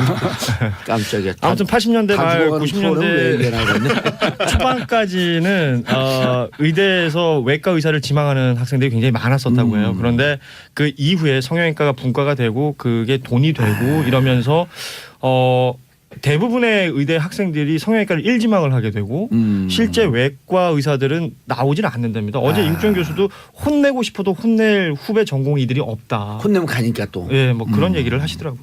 알겠습니다. 이런 거랑 똑같은 거 이게 처음에 이 10시에 시사 프로들 안 해요. 다 죽으니까. 오전 10시에요. 예. 새벽 아니면 저녁인데요. 그렇죠. 새벽 아니면 저녁이죠. 그 10시에 들어갔고 우리가 이제 이게 네. 그 짝파서 터트렸잖아요. 그러니까 선구자. 서로 들어오려 그래요. 그럼 못 들어오겠죠 제가. 들어오면 감옥 가고 싶어. 여기서 완전히 개척을 한 거예요. 네. 그 CNN에서 취재 오려고 그러는데 오지 말라 그랬어요. 바쁜데 뭐 오냐고. 아쉽네요. 아쉽네요. 제가 취재할게요. 아쉽네요. 제가 먼저 할게요. 예. CNN에 이게 크로스 체크 해봐야 됩니다. 네. 알자지라도 온다는 도움이 든데. 알자지. 크로스 체킹 네트워크 뉴스. 그래서 그게 CNN이에요. 그렇군요. 네. 알겠습니다. 자, 손수호 변호사님. 네. 우리가 웃을 상황이 아니에요. 그렇습니다. 김관진 국방부 장관이 풀려났는데 이거 네. 어떻게 봐야 돼요? 구속 적부심입니다. 예, 구속 적부심으로 풀려나는 경우가 네. 잘 없잖아요, 일단. 잘 없어요. 왜냐하면은 이게 작년 기준으로 한 2,000건 이상이에요. 예. 구속 적부심이 신청돼서 판단을 한 게. 근데 예. 그 중에 한 15% 정도만 풀려났습니다. 15%니까 그럼 한 300명 정도 꽤 되네 풀려나네요. 하는 예. 생각하는데요. 이게 또 그렇지가 않습니다. 왜냐하면 구속됐는데 그 후에 뭐 합의를 한다든지 피해자하고 아니면 구속된 후에 뭐 변제를 굉장히 많이 이제 뭐 했다든지 뭔가 조치를 취했다는 거죠. 더 이상 구속을 할 필요성이 정말 없어져서 아하. 그때 상황이 변했다라고 해서 그 풀려나는 석방되는 경우가 거의 대부분이고 지금 김관진 전 장관처럼 나는 이거 범죄 아니라고 생각한다. 다툼할 여지가 있는 거 아니냐. 그리고 이거 나는 지금 증거인멸할 염려도 없고 죽어도 확실한데 도주 뭐 안 한다. 이거 판단 잘못된 거다라고 정식으로 법리 다툼을 해가지고 풀려나는 경우는 저는 사실 못 봤어요. 잘 보기 어려워요. 그래서 그래도 애초에도 우리에게 큰 그 하나의 역사적 이벤트를 줬네요. 못했던 걸 했으니까. 그렇습니다. 물론 굉장히 여러 사람에게 이게 되는구나 하는 그런 신선한 그런 뉴스를 주긴 한 건데 신선하네요. 그건 신선하지 네. 않아도 돼요. 그런 네, 건. 하지만 지금 검찰이 이렇게 말을 했죠. 오늘입니다. 오늘 이제 그 중앙지검 2차장 검사가 말을 했는데요. 약간 좀 당황을 한 것 같습니다. 그러면서 이번에 그 구속 적부심을 거쳐서 석방이 됐지만 예. 우리는 이렇게 본다라고 했는데요. 이미 김관진 전 장관이 이제 그 사이버 활동 결과를 보고받고 지시한 사실을 시인했다라고 말을 해서 일부 언론의 보도와 좀 다릅니다. 일부 언론은 이게 김관진 전 장관이 보고서를 받으면 이게 그 V자라고 하나요? 체크하는 표시가 있잖아요. 예. 이걸 했대요. 근데 이게 검찰은 이거를 확인을 하고 지시를 한 걸로 판단을 한 거고 반면 김관진 전 장관 측에서는 아니다. 이건 내가 그냥 보고를 받았다는 거를 말하는 거지 내가 지시한 증거는 아니다라고 해서 그 부분에 있어서 좀 이제 법리적인 그런 그 판단의 여지가 남아 있다. 이렇게 예. 본 것 같고요. 또 하나는 네네. 김관진 장관 이것은 대북 심리전 활동이다라고 주장을 하고 있잖아요. 네네 그렇습니다. 네. 단순히 이제 북한에 대항해서 한 것이지 이게 뭐 검찰은 국내 그런데 아니다. 정치 개입이다. 네. 이렇게 보고 있는 거고요. 그렇습니다. 그리고 또 검찰이 또 이렇게 말을 했습니다. 오늘 같은 혐의로 이미 김관진 전 장관의 당시 그 부하였던 그 임모 이제 국방부 정책실장이 구속된 상태였고. 뭐 임관빈. 네, 다 말해야 되나요? 네. 그럼 다른 걸 뭘 임모? 알겠습니다. 심지어 또 아니 이제 여기서 정모 기자 여기 앉아 계시네. 이런 거 그렇네요. 똑같은 거예요. 그렇군요. 심리전 단장도 실형을 선고받은 상태인데 예. 이게 군이라는 게 사실 절대적인 상명하복의 그런 그 구조잖아요. 그렇다면 이게 누군가 지시를 한 거다. 그렇다면 적어도 김관진 전 장관의 지시는 있었을 것이다라고 지금 검찰은 판단을 하고 있고 예. 또 하나 지금 여러 차례 이 국정농단 관련해서 구속영장을 청구했지만 검찰이 법원에서 기각된 적이 굉장히 많이 있습니다. 그런데도 김관진 전 장관에 대해서 영장이 발부가 됐거든요. 그러면 적부심에서 그 받아주면 안 되는 거죠. 물론 다른 판사가 판단하는 거기 때문에 결과는 다를 수가 있는 것이죠. 그런데 검찰 입장에서는 김관진 전 장관에서 수사가 그치는 게 아니라 그 윗선 당시의 대통령에 대한 MB. 수사를 예. 하기 위해서는 이 구속된 상태에서 치밀하게 파헤쳐야 되는데 그게 한번 제동 걸린 것에 대해서 굉장히 당황하는 것 같고요. 심지어 상식적으로 납득하기 어렵다라는 말을 했는데 이게 구체적으로 이제 그 활자화돼서 보도가 될지는 모르겠습니다. 또 하나 이렇게 구속 적부심을 통해서 김관진 전 장관이 석방이 됐는데요. 그러면 다시 영장 청구해서 다시 구속시키면 안 되냐라고 생각할 수가 있는데 한 사안에 대해서. 네, 이게 또 그렇지가 않습니다. 형사소송법 214조의 3에요. 재구속에 제한이 있는데요. 이제 구속 적부심 결정에 의해서 석방된 경우에는요. 동일한 범죄 사실에 관해서 재차 구속하지 못한다라는 규정이 있습니다. 예. 그렇다면 불구속 상태로 수사를 해서 기소를 해야 되는 상황에 검찰이 처하게 된 거죠. 알겠습니다. 근데 김태효는 지금 이래서 그런지 부르지도 못해요. 누구요? 김태효? 뭐 사실 김 전 장관을 전략기획비서관요? 구속해서 수사하면서 뭔가를 더 찾아내고 압박을 해서 불러야 되는데 MB 대통령 수사에는 그러면 영향을 미치겠죠. 미치겠죠. 수사의 의지가 진짜 꺾일 미치겠네. 수도 있고 수사 의지가 꺾이지 않더라도 수사에 있어서 걸림돌이 예. 될 것 같습니다. 아니 어제 한 그 사회학과 전공한 교수한테 잠깐 여쭤봤더니 이렇게 얘기를 해요. 이제 적폐청산이 이렇게 힘든 겁니다. 왜냐하면 우리 사회에 저항하는 수구 세력도 이렇게 많습니다. 요소에. 그래서 제가 이렇게 표현했어요. 수구 세력의 독자적 활동을 하고 있는 외로운 늑대들 아니냐. 외로운 늑대라고 예. 하면은 혼자 판단해서 혼자 예. 그럴 수 있죠. 내가 대변인이다. 내가 그렇죠. 대표자다라고 생각을 해서 스스로들이 동하는 거지. 이렇게 밀고 들어오다 나한테까지 칼끝 조지 않을까? 그럴 수 있죠. 이런 사람도 있는 거죠. 그러니까 본인들이 가지고 있는 기득권을 놓고 싶지 않은 거죠. 옛날이 좋았다. 예. 과거가 좋았다. 이거 여기서는 상식이나 정의나 도덕이나 없는 이런 것 같아. 것들은 아예 마비가 되는 거거든요. 네. 알겠습니다. 샵 1035 단문 50 짧은 문자 50원 긴 문자 100원 문자 보내주시고요. 자 황희진님 수험생들 화이팅 지진 없이 무사히 수능 시험 잘 치렀으면 좋겠습니다. 1519님 대전에 첫눈이 와요. 도로가 하얗게 덮였어요. 오늘 수능 보는 울 고3 학생들 모두 화이팅입니다. 그렇죠. 그 화이트 크리스마스 눈이 오고 있으니까 진행 중이잖아요. 그렇죠? 그렇죠. 하얀 거 눈이 오는 것이 계속 오고 있다. 진행 중을 영어로 화이팅. 그렇군요. 알겠습니다. 점점 일이 네. 커지네요. CNN 불러야겠네요. 이거. 자 다음 뉴스. 지금 2교시 수학 영역 시험 중이에요. 그렇죠. 진행이 되고 있고 예. 뭐 수학이나 선택한 거에 따라서 이제 뭐 국사를 시험 칠 수도 있는 것인데 지금 이제 수학 능력 평가 시험이 오늘 진행이 되고 있습니다. 일주일 연기가 돼서 진행이 되고 있는데 이 포항 지역의 지진 영향으로 뭐 지난 일주일 내내 수험생들도 고생이 많았을 테고 예. 뭐 수험생의 가족들 그리고 뭐 이제는 보도가 많이 됐습니다만 그 감금되어 있던 출제위원들 뭐 모두 고생이 많았는데 오늘 지금 시험이 진행이 되고 있고요. 오전에 그 출제위원들이 이제 일종의 그 문제들의 성향에 대해서 브리핑을 했어요. 그런 것들이 이제 차곡차곡 진행이 되고 있는 것인데 그 시험장 안에 지진을 계측기가? 그렇죠. 측정할 수 있는 지진 계측기가 이제 들어간 거죠. 그 이유가 여기 지금 우리나라 역사상 처음인 것 같은데요. 대학 수학능력 시험을 치는 곳에 뭐 그 시험 감독관을 제외하고 의사 그리고 이제 건축 관련 전문가가 함께 있다는 것입니다. 어찌됐건 특히 포항 지역에 그렇죠. 지진이나 뭐 어떤 다른 어떤 그 모습이 보이면 빨리 조치를 취할 수 있게끔 전문가들을 현장에 투입을 한 건데 그 기준이 모호하다는 거예요. 지진이 뭐 예를 들면 5가 넘어야지 지금 뭐 철수를 시킬 것인지 아니 어떤 숫자로 혹은 계량화되어 있는 기준이 모호하다라는 것인데 그런 기준을 사람이 뭐 피부로 느꼈을 때 흔들린다 나가자 이게 아니라 중앙 재난에서 뭔가 컨트롤 타워를 하겠죠. 그렇죠. 그러니까 이 지진 계측기를 통해서 수량화되어 있는 것을 무언가를 보고 어떤 조치를 취해서 그 안전을 도모하자는 것인데요. 결과적으로는 현재까지는 어떤 뭐 여진이나 어떤 문제 없이 정상적으로 진행이 되고 있다고 하는데 혹시 모를 상황들을 대비해서 준비를 하고 있는 것이고 지금 포항 지역의 그 지진 이후에 4개의 고사장이 그 위험에 처해졌었기 때문에 그 고사장이 아닌 다른 곳에 시험을 치고 장소를 있는 바뀌었죠. 것이고, 예. 네. 그럼에도 불구하고 또 포항 지역에 뭔가 있을 수 있기 때문에 예비 고사장을 인근 뭐 경북 영천이라든지 경주라든지 다른 지역에 또 지금 준비를 해놓고 있다고 해요. 예. 그래서 오늘 수능을 치다가 뭔가 문제가 생기면 수험생들을 모두 한 곳에 집결시킨 다음 예비고사장으로 이동을 해서 시험을 친다라는 그 계획까지는 세워놓고 있는 거거든요. 그럼 그분들은 그동안의 시간을 멈추는 거예요? 그렇죠. 예. 그러니까 시험에 어떤 불이익이 없게끔 시간차로 시험을 볼 그렇죠. 수 있게끔. 그리고 그러려면 또 문제가 유출이 되면 안 될 거기 때문에 그런 부분들을 모두 신경을 써서 교육당국에서 진행을 하고 있다라는 얘기입니다. 알겠습니다. 자, 수능에 대해서도 할 얘기가 많지만 이런 거 주제 하나 줘도 하루 종일 얘기할 텐데.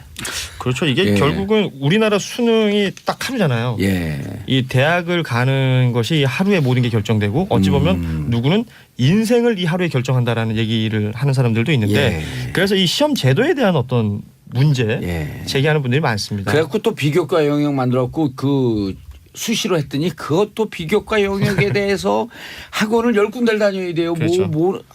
학원 전문가시니까 또 잘 근데 아시잖아요. 그렇다 해도 정말 시험 하루, 시험 하나에 모든 걸 결정하는 거는 사실은 옳지 않죠. 예전 스타일이기 때문에 지금 이제 탈피하고 벗어나야 됩니다. 그래서 문제은행식으로 했고 1년에 한 서너 번, 두세 번 이렇게 봐서 자기가 원하는 택하는 그렇죠. 토플, 토익 다 그렇잖아요. 네. 계속 시험 받고 좋은 점수로. 그렇죠. 그래서 그게 이제 문제은행식으로 돼야 되는데 그렇게 교육부 장관 잘하겠죠. 근데 지금 대학 갈 수 있는 방법이 뭐 한 3,000가지 정도 된다라고 하잖아요. 그러니까 컨설팅을 그렇게 많이 한다는 건데. 그러니까 수시라는 게 생겨서 일단 수시 비교과 영역으로 해갖고 학종이라고 하죠. 학종. 학생 종합평가. 이게 학교 갖고 선생님들한테 2, 3년 전에 그래서 어떻게 돼요? 그러면 학교 선생님이 학원 가서 상담하세요.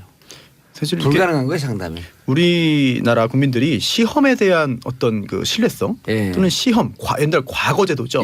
과거제도가 도입됐단 해도 신선한 혁명 아니었습니까 사실은? 그렇죠. 혁신적인 제도였죠. 그런데 지금은 이제 그런 시절은 아닌 것 같고 또 시험이라는 게 뭔가 객관적인 또는 믿을 수 있을 만한 다른 여러 가지 그런 기준이 없을 때 신뢰 사회에 대한 사회 전체의 신뢰가 낮을 때는 그래 다 버리고 객관성 하나만 가지고 판단하자라고 하는 건 의의가 있죠. 그런데 지금은 그렇게 해가지고는 지금 시절에 맞는 인재를 뭐 발견할 수가 없는 거죠. 그런데 입학사정한제를 우리가 현역 때 참여정부 때 만든 거거든요. 그 제가 제일 앞장서서 만들었는데 이번 기회를 들여서 사과드리겠습니다. 그게 하버드대 입학사정관이 500명이에요. 그러니까 1년 내내 학생들 찾으러 다닙니다. 한 학교예요. 한 대학에 400명에 500명 되고 그래서 그 인력이 어마어마하죠. 어마어마한 거예요. 그리고 거기에 대학의 운명을 거는 거예요. 왜냐하면 좋은 인재, 그다음 전국 균형 선발, 중요하죠. 좋은 인재라고 하는 것은 성적을 절대 뽑지 않습니다. 제가 하고 싶은 얘기가 바로 여기 있는 건데요. 어떤 시험을 만들어서 이 시험을 뭐 과락 혹은 패스 혹은 뭐 낙제 이걸로만 판단할 게 아니라 이 대학이 본인들의 필요한 학생들을 뽑는 어떤 정성을 들여야 됩니다. 이게 지금 나라에서 만들어놓은 시스템으로만 운용을 하려고 하다 보니까 예. 문제가 생기는 거고 단 하루에 모든 게 끝이 나는 거고 그 예를 들어 외국 같은 경우에 뭐 문제은행식 뭐 다양한 형태의 것이 있는데 시험이라는 게 있죠. 거기도 뭐 SAT 있죠. 이런 SAT 것들 기본 이런 것 기준 시험에 그렇죠. 그냥. 자격 시험이거든요. 그러니까 이 수능이라는 것을 단 하루에 모든 걸 결정내 버릴 수 있게끔 만들 것이 아니라 자연스럽게 이렇게 흐트러뜨릴 수 있는 그런 시스템이 필요할 것 같고 대학이 신경을 써야 된다. 그래갖고 저는 흐트러뜨리자고 했더니 지금 이제 어떻게 뽑는지 기준도 없어요. 그럼 우리만의 공개할 수 없는 기준이 따르면서 온갖 부정한 방법들이 다 도입되고 있는 거예요. 그렇죠. 그래서 뭐 테니스장에 흙 깔아주고 들어가는 애들도 있고, 예. 뭐 이게 말 사주고 들어가는 애들도 그럼요. 있고, 뭐 이런 얘기들이 자꾸 나오는 거지 않습니까? 예. 아, 참, 그래 이게 그 우리나라는 이 시험 때문에 아유 시험 잡는 대통령 사람 나오면 대통령 100년 해도 되는데. 힘들죠. 교육.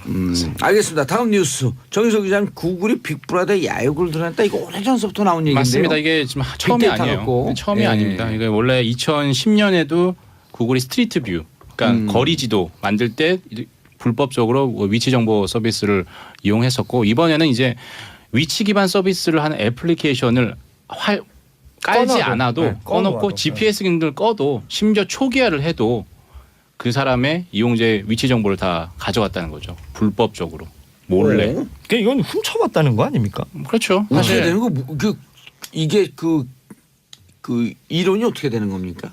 그러니까 보통 우리가 뭐 앱 위치 기반 서비스 하는 게 이제 뭐 맛집을 예, 이용 예. 내 주변의 맛집을 검색하려면 그 위치 기반 서비스 앱을 하거나 그렇죠. GPS 내가 기능, 어디 위치에 있다라고 하는 게 알려줘야 될 거 GPS 아니에요. 기능을 켜야 되죠. 예. 제가 허용을 해야 되는 거잖아요. 근데 GPS 기능 끄고 심지어 앱도 지워버리고 그리고 심지어 초기화를 해도 나의 위치 서비스가 그대로 노출이 됐다는 거죠. 그럼 이 핸드폰에 뭔가 이게 장착이 돼 있다는 그렇죠. 거 아니에요? 예. 디바이스 자체가 움직이면 이 모든 것이 기록이 남고 이걸 구글에서 불법적으로 나의 어떤 동의 없이 수집을 다 해버렸다는 거죠. 아니 하드웨어적인 겁니까? 소프트웨어적인 겁니까? 소프트웨어적인 소프트웨어죠. 거죠. 그럼 네. 부착이라기보다는 설치가 되어 있는 거네요. 그렇죠. 구글의 네, 안드로이드 설치하는 이미 뭐 세팅이 다 돼 있다고 OS에 하죠. 네. 그런 기능이 있는 거죠. 볼 수 있는 기능. 그건 우리가 어떻게 할 수 없는 거죠. 구글에서 서비스를 하는 거니까. 아 그러면 그거는 핸드폰 우리나라에 있는 그 여러 큰 회사들이 있잖아요. 제조업자. 그 제조업체도 사실은 그 소프트웨어를 사서 장착해서 만들어 파는 건데 알지 않았을까요? 제가 어제 재미있는 얘기 들었는데요. 미군 부대가 있는 곳에 드론을 날릴 수가 없다. 근데 그 이유가 드론 소프트웨어나 드론들이 대부분 중국제이기 때문이다.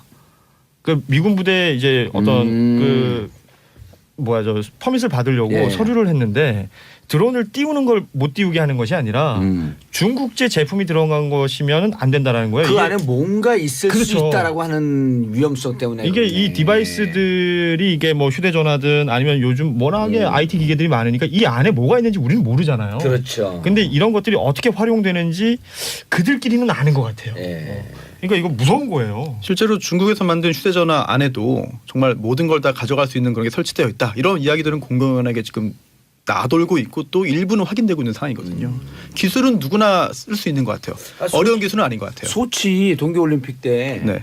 그 푸틴이 모든 핸드폰 모든 그 전화 이런 데다가 법을 통과시켜 95년도에 법을 통과시켜 갖고 셋탑박스를 설치하게 돼 있어요. 그냥 합법적 감청. 그럼 미국 선수들 거기 참여하는데 미 정부에서 선수들에게 다 경고문을 날려요. 핸드폰이나 이런 걸 하게 되면 너희가 원치 않는 정보가 다 러시아로 들어갈 것이다. 그래가지고 러시아가 아주 조직적으로 도핑까지 했잖아요. 그때 약물까지. 그렇죠. 네. 아니 그런데 이 핸드폰 구글 서비스를 쓰는 순간 내 모든 데이터가 다 털리는 거 아니에요. 이번에 정보. 위치 정보는 다 간다는 거죠. 사실 구글이 굉장히 큰 회사잖아요. 엄청나게 네. 큰 회사인데 우리나라에서 큰 회사예요? 엄청 크죠. 가보질 않았고 잘 모르겠어요. 저도 가보진 않았지만 들었습니다. 소문을. 네. 네. 근데 이제 우리나라 이용자 중에 저를 포함해서 구글을 선호하고 구글을 쓰는 분들이 이유가 많겠습니다만 그 중에 하나가 우리나라에서 쓰면 우리나라 업체 거를 이제 많이 쓰고 하면은 나중에 추적당할 수 있다. 공개될 수 있다. 나도 모르게 유출될 수 있다. 그래서 미국에 정보가 서버를 다 두고 털리니까 있고. 네. 우리나라 지금 또 댓글하고 뭐 네, 사이버 그렇죠. 사령부 국정원 뭐 네. 이 하는 거 네. 우리가 다 털릴 것 같으니까 이메일도 그렇고. 진짜 우리 그 국회의원 시절에도 이거 다 우리나라 이메일 쓰면 네. 다 털리니까 Gmail 써야 된다고 그래요. 하는 사람들이 많았어요. 그래서 그 내가 지메일이 구글 거거든요. 그 네. Gmail 구글 아니었어. 내가 속으로 짤데기 없는 소리 하고 있네. 그래서 저는 안 쓰고 있거든요. 네. 잘했네. 결국 그런 생각에서 구구를 좀 선호하는 사람들이 많이 많아요. 있는데 특히 그 영 제너레이션 20대 때. 아 영어였군요. 예. 좀 깜짝 놀랐습니다. 그래서 영재 어쩌고 저쩌고. YG. 저도 영재라고 그래가지고 영재만 쓰는 건 아닌데. 기성 의료진이죠. 예. 네, 그래서 그런 좀 많은 실망감을 느낄 수밖에 없을 것 같아요. 네, 예. 김영재. 근데 실제로 2010년에도 이 비슷한 일이 있었는데 이제 경찰이 수사를 했어요. 근데 이미 그 빼돌린 정보가 다 해외로 나가 있었던 거죠. 그러니까 수사 자체가 되게 힘들었어요. 조치를 못 취하는 거네요. 서버망이 전부 다 해외에 있으니까 뭐 압수수색을 해도 국내에는 아무것도 없는 거예요. 껍데기밖에 없는 거죠. 사실. 야. 이게 법적으로도 문제가 될 소지가 충분히 있습니다. 일단 그 위치 정보의 보호 및 이용등에 관한 법률, 위치정보보호법이 있고요. 또 정보통신망법, 정보통신망 이용 촉진 및 정보보호에 관한 법률. 그 뒷나라 법이다 이러면 어떻게? 우리나라죠. 아니 전기통신사업법 등등도 있고. 그런데 이게 우리나라 법인데 이거를 위반했을 경우에 기타 관련된 법령도 굉장히 많을 겁니다. 정말 엄청 많을 건데 이거를 외국 법인 또는 외국인이라고 해서 우리나라에서 우리나라 법을 위반하면 처벌은 가능해요, 당연히. 그리고 또 처벌뿐 아니라 우리나라에서 사업을 하는 사람들이잖아요. 돈을 벌겠다는 사람들입니다. 그렇다면은 사업에 실효적인 어떤 제재를 가해서 불이익을 줘야지 이거 뭐 형사적으로 어떻게 해봤자 사실 큰 타격을 못 주거든요. 아유, 특활비 다 뿌렸을 거예요 벌써. 그런가요? 장사에 방해가 되는 그런 그 조치를 취해야 조금 꿈쩍할 텐데 네. 그 동안의 행태를 볼 때는 글쎄요. 뭐 별로 겁먹고 있지는 않을 것 같습니다. 그러니까 겁 안 먹었어요. 제가 보기엔. 겁 안 먹죠. 어떻게 조치를 어떻게 취해야 됩니까, 정 기자님? 사실 저 이번에도 수사를 한다고는 합니다. 근데 이제 뭐 이 불법적으로 위치 정보를 수집하면 3년 이하의 징역과 3천만 원 이하 벌금이라고 하는데. 구글 회장을 징역을 살린다고요? 그렇죠. 아니 뭐 구글 코리아 법인이거나 그렇게 되겠죠. 근데 뭐 사실 실효성 없죠. 실효성이 네. 없죠. 예. 그런데 진짜 어마어마하게 우리 정보를 갖고 가 있을 텐데. 구글의 모토가 옳은 일을 하자. Do the right Do the thing. right thing. 예. 그리고 악마가 되지 말자. Don't be the evil인가요? 뭐 그렇게 하는데. 아니 근데 이게 구글 전직 직원이 폭로한 거 아닌가요? 이번 같은 경우에는 이제 그게 밝혀졌죠. 그냥 이런 누군가 해킹을 해서 그러니까 어떤 그 해킹을 해서 이거 보니까 이들 위치 정보 보고 있던데 맞냐라고 확인을 하니까 그때 구글이 시인을 한 거예요. 그러니까 화이트 해커가 그렇죠. 그 공공의 목적을 위해서 하는 사람들 화이트 해커라 그러잖아요. 그렇죠. 자꾸 들어가 봤더니 니들이 나보고 있었네? 내가 너 보고 있는 줄 알았더니. 체크해 본 거죠. 그렇죠. 근데 공공연한 사실로 다들 그럼요. 내 정보가 어딘가 새고 있을 거다 이렇게 보고 있죠. 그리고 다들. 이게 한 40대 중후반만 넘어가도 개인정보가 털린다는 게 이게 뭐가 그렇게 위험하지? 이렇게 감히 그렇죠. 예. 그 체감도가 떨어지는 분들이 많아요. 이게 20대 30대의 체감과 물론 나이든 아재분들을 무시하거나 폄하하는 건 아닌데 개인정보 털린다는 것이 어떻게 내 삶에 영향을 직접적인 주는지. 영향과 피해를 줄까. 이런 거에 민감도가 다른 거죠. 민감도가. 그렇죠. 예. 체온이 틀린 거예요. 한번 유출되면은 사실은 이게 회복을 하기가 어렵습니다. 방법이 있어요. 우리가 뭡니까? 5천만 국민이 네. 이 정보를 끝났네요. 아니 방법을 들어야 되는데 방법을 못 들었네. 주민번호를 다 바꿔주는 거예요. 자 인사하시고요. 네, 감사합니다. 네, 저는 광고 듣고 4부 전작자의 시선 돌아옵니다. 채널 고정하셔서 또 음악이 나서 깜짝 놀랐네. 정봉주의 정치쇼 4부 순서 들어가겠습니다. 자 남다른 관점으로 우리 사회를 꿰뚫어보는 전작가의 시선 전용 작가님 자리하셨습니다. 안녕하세요. 남다른 목도리 하고 오셨네. 예, 남다른 햇. 네.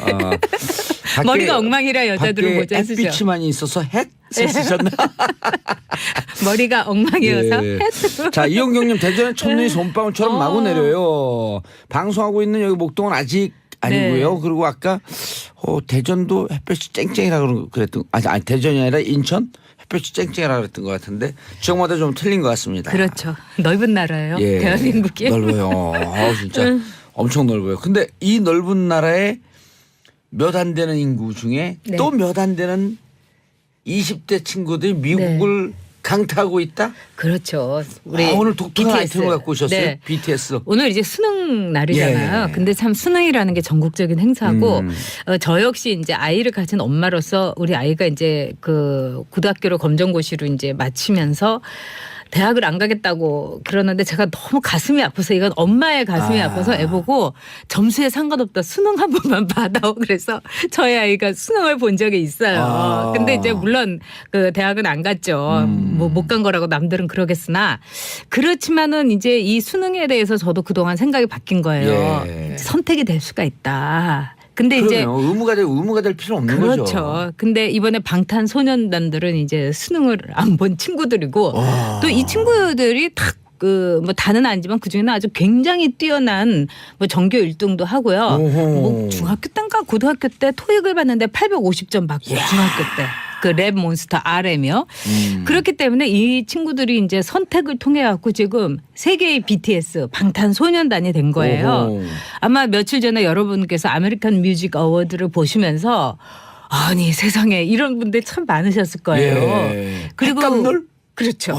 그리고 우리나라에서 사실 그 뭐 방탄보다는 빅뱅이나 뭐 그 엑소라든가 이런 친구들이 예. 더 이제 귀에 익은 인기인데. 분도 예. 많으실 거고. 근데 이 방탄이 세계적인 이제 특히 미국에서 이렇게 엄청난 데뷔를 하는 이런 과정은 우리가 굉장히 그 경영학적으로도 또 정치학적으로도 그러니까 마케팅적으로도 예. 또 정치학적으로도 어떻게 해서 이렇게 엄청난 파워를 갖고서 이미 갖고서 미국 본무대에 진출했는가 이런 거는 우리가 한번 짚어보고 생각해 볼 만한 훌륭한 거리예요. 미국의 그 20대, 네. 30대도 보이는 남녀, 네. 화이트, 블랙 모든 사람들이 한국식으로 응원하는데 깜짝 놀랐어요. 그렇죠. 7명 멤버의 이름을 처음에 BTS 그러다 7명 이름을 나와갖고 나오자마자 7명 이름을 한국말을 쫙 그러는데 그렇죠. 뭐 소름이 전국이 돋더라고요. 전국은 사실 발음도 안 되는데 막 전국 난리가 났고 그다음에 중국이라고 이제 안 그래서 천만다행이네. 그리고 이제 그 수가라는 친구가 있어요. 네. SUGA. 네. 근데 이게 이제 슈가가 아니라 수가인 거예요. 수가. R이 없고. 그래서 이거를 또 미국 애들이 이제 유튜브에 보면은 어떤 애가 슈가라니까 노노노 수가 이렇게 이제 고쳐주는 얘기도 예. 있어요. 그만큼 이 방탄소년단이 갖고 있는 뮤직 파워 이거는 단순히 음악적인 상업적인 파워가 아니라 대한민국의 파워라고 할 수도 있어요. 예. 어떻게 이렇게 터졌어요? 이 방탄이 터지는 그 과정은 굉장히 그 특이해요. 일단 소년단은 자기 자신들을 흑수저 아이돌, 자영업자 아이돌이라고 그래요. 또는 중소기업 아이돌이라고 그럽니다. 이 방시혁 씨가 하는 이 빅히트 엔터테인먼트는 뭐 SM이라든가 뭐 이 저기 양현석 씨의 예. 뭐 이제 거대 자본이 됐죠, 거대 이제. 기업들 또는 거대한 그 재벌 그룹과 같은 빅 기획사가 아니라 매우 작은 1인 기획사나 마찬가지인 방시혁 씨의 빅히트 엔터테인먼트에서 이제 쭉 성장을 한 거예요. 방시혁 씨. 네. 그 대표신가 보죠? 굉장히 유명한 분이에요, 이분이. 탁현민 씨하고도 친하다고 그러대요. 네. 근데 이 사람이 이제 말하자면은 뭐 서름도 많이 당하고 이러면서 세계적인 그룹을 한번 내가 키워보겠다. 이래 가지고 방탄의 SNS를 통해 가지고 그 외국에다가 개인 SNS도 많이 활용을 하고 이래서 오히려 방탄의 국내 팬보다는 외국에 있는 친구들이 그걸 먼저 알고서 그 방탄 노래가 나오면 그걸 막 그 스페니쉬로 또는 포르투갈로 또는 뭐 영어로 뭐 일어로 뭐 중국어로 해가지고 이미 자막을 입혀가지고 다시 유튜브로 올라오는 거예요. 이래가지고 한번 이들의 춤과 또 이들의 노래를 보면은 다들 이제 반하게 되니까 그게 그냥 순식간에 퍼지고 그래서 거의 7년 만에 성공이다 이렇게 보는 거죠. 데뷔한 지 7년 됐어요? 그렇죠. 거의 7년이라고 그러니까 봐야죠. 우리 귀에 준비 기간부터. 익숙해진 지가 오래됐는데. 네, 그렇죠. 그래서 이제 이 방탄소년단이라는 이름을 제가 처음 들었을 때는 좀 약간 무슨 방탄? 그래서 방시혁이 탄생시킨 아이돌 그룹? 뭐 이렇게 보는 분도 있고 또 얼마 전에 이제 김은국 씨는 뭐라고 그랬냐면 방탄조끼를 입은 소년 아이돌이다. 이렇게 이제 우스갯소리도 하기도 했는데 아마도 이거는 이제 이 방탄이라는 정말 어떤 역경과 또 어떤 어려움이 있어도 그걸 뚫고 나가는 뭐 소년단 이런 의미로 우리가 이해할 수도 있겠고 예. 이제는 BTS라는 이름으로 그냥 이해가 그렇죠. 되는 거예요. 우리가 그런데, 어떤 예. 그 라벨에 있어서 처음에는 그게 무슨 뜻이냐 하지만은 이것이 고유 명사가 되는 순간이 있어요. 방탄소년단의 BTS. 그렇죠. 예를 들면 버버리는 트렌치 코트의 상표죠. 예. 그렇지만 우리가 다 바바리 입는다 이러잖아요. 그렇죠. 고유명사가 된 거예요. 예. 그래서 제가 보기에는 이 방탄소년단과 BTS라는 이름은 앞으로 곧 고유명사가 되지 않을까 이렇게 생각해요. K-팝 하면 BTS로 이해하는 상황이 올 수도 있겠네요. K-팝의 이렇게 종류가 굉장히 제가 이렇게 아주 이제 방탄소년단의 엄청난 지금도 왜 방탄 팬이다 뭐 아미다 이렇게 이제 올라오는데 이 이제 다 팬클럽마다 지칭하는 이름들이 있는데 방탄은 아미예요. 네. 근데 이제 아미? 네. 이게 이제 뭐 제가 보기에는 이제 친구라는 프랑스어에서 온 것 같기도 하고 또 아미라는 군대 용어처럼 정말 방탄 아미 막 우리 이렇게 군인이다 함께. 그렇죠. 동지. 그런 게 이제 올 수 있는 건데 이 방탄소년단의 이런 이 활동이나 이런 거는 아주 이 이유가 분명해요. 이들이 성공한 데는 실패한 데는 이유가 잘 모를 수도 있어요. 사실은. 그렇지만 성공한 데는 분명한 이유가 있어요. 분명한 이유가 있는 아이돌이다. 이렇게 볼 수 있죠. 알겠습니다. 자, 샵 1035 전 작가의 시선과 함께 하는데요. 오늘 따끈따끈하고 트렌디한 아이템을 갖고 오셨어요. 김현정님 31살 방탄팬 아미입니다. 통해요. 우리 방탄 너무 자랑스럽습니다. 우리 방탄 성공할 줄 알았어. 크크. 맞아요. 그러네. 우리 방탄이란 말이 딱 꽂히네요. 네. 우리 BTS. 네. 근데 세계의 BTS죠 이제. 음악이 좋은가요? 일단 음악 노래를 잘하고 그다음에 이제 일곱 명이 다 칼군무라고 해갖고 예. 네 아니요 7명이 다 잘하진 않아요. 거기서 이제 뭐 랩 담당이 있고. 네 그렇죠. 예. 2명은 또 이제 자기는 이제 춤 너무 못 춘다 이래가지고 양날개라는 이제 애칭을 갖고 있는 두 친구도 있고 그런데 기본적으로 댄스와 이 음악 전달력 예. 이 실력이 매우 뛰어나고 굳이 이제 말하자면은 마이크로 직접 노래할 수 있는 능력이 있는 거죠. 다들 이제 립싱크하지 않고. 그렇죠. 그리고 오. 이제 두 번째로는 아메리칸 어워드 거기서도 립싱크 안 했나요? 아는 거예요. 와, 네. 근데 립싱크한 것처럼 깔끔하게 나와요. 그러니까요. 그 얼마나 긴장했겠어요. 그리고 그 댄스를 하면서. 그러니까요. 그래서 굉장히 실력 있는 아이돌이다. 그러니까 피나는 이제 노력을 한 거죠. 댄스를 하는데 이 호흡 소리 하나도 안 들려요. 네. 그래서 저기 가서도 립싱크를 돌렸나? 네. 저는 조금 아쉬운 게 그 DNA가 물론 이제 그 AMA 수상곡이긴 하지만 제가 좋아하는 노래들을 했으면 더 방탄스러움이 살았을 거다 이런 아쉬움은 있지만은 방탄의 다른 노래. 네, 굉장히 좋은 노래들이 많아요. 또 이제 거기서도 호응이 있지만 완전히 그 AMA를 그냥 뒤집어 놓을 수도 있는 뭐 반쯤은 뒤집어 놓았지만은 확실하게 뒤집어 놓을 수 있는 모르는 사람조차도 그런 노래가 있는데 일단은 노래와 춤에 매우 출중함이 있고 두 번째는 이들이 그 쓴 그 가사가 10대의 정서와 20대는 물론이고 우리 같은 이제 중년 세대까지도 관통할 수 있는 간절함, 절실함 그리고 진중함이 있어요. 가사를 직접 썼나요? 거의 직접 썼어요. 오호. 그리고 뭐 예를 들면은 이제 아주 그 거의 팔도에서 다 모였어요. 전라도도 있고 전학가, 뭐 흑수저 아이돌, 자영업 네. 아이돌. 이게 가슴에 딱 와요. 그래요. 예. 예. 근데 전국에서 모였는데 이 친구들한테 제가 감동한 거는 꼬인 게 없어요. 그리고 지역 감정도 없어요. 그래서 저는 요즘 들어서는 우리나라의 미래에 대해서 굉장히 걱정스러웠고 우려가 돼요. 여러 가지로 인구도 그렇고 북핵 문제도 그렇고. 근데 이 친구들을 보면 잘할 수 있지 않아? 우리나라 굉장히 잘 될 수도 있어 하는 워낙 뛰어난 민족성이 있으니까. 뭐 그렇다기보다는 이들과 젊은 친구들이 우리 생각보다는 괜찮게 자랐고 미래가 있다 이런 생각이 들고요. 네. 세 번째로는 뭐냐면 멤버 한 사람 한 사람이 굉장히 그 소탈한 인성과 그다음에 뛰어난 능력을 갖고 있어요. 제가 보기엔 능력이 있어요. 인성과 능력을 네. 갖고 있다. 그다음에 네 번째는 SNS 마케팅을 아주 100% 200% 정도 활용해가지고 네. 오늘에 이르렀다. 이거는 많은 우리 기업들도 한번 눈여겨볼 만한 거예요. 앞으로 이제 물건을 팔려면 어떻게 팔아야 되나 이런 생각도 할 필요가 있죠. 예. 네. 정경숙님 40대 아줌마 아미입니다. 자식이 매달 딴 것 같은 자랑스러움을 느낍니다. 맞아요. 사랑하는 방탄. 이희경님 중딩 울딸이 죽고 못 사는 방탄. 이해 못했었는데 이젠 제가 더 찾아보네요. 역시 실력이 성공한다는 기쁜 사례입니다. 맞아요. 야, 진짜. 실력. 그러니까 네. 노래, 춤. 네. 그리고 실력이에요. 인성. 네. 그리고 인성이 더 덧붙여 있다 그러니까 너무 좋네요. 그렇죠. 봉도사가 뭐 다른 거 몰라도 인성은 좋잖아요. 갖고 있는 게 인성밖에 없습니다. 아니요, 실력도 잘 방송 잘하세요.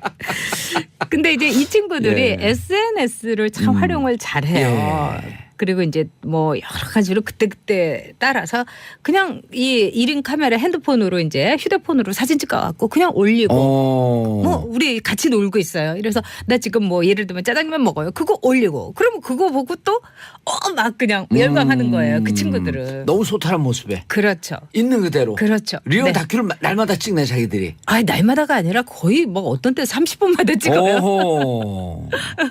근데 정치인들 중에 SNS 네. 잘하는 사람 있잖아요. 트윗. 트럼프. 네. 싫어요.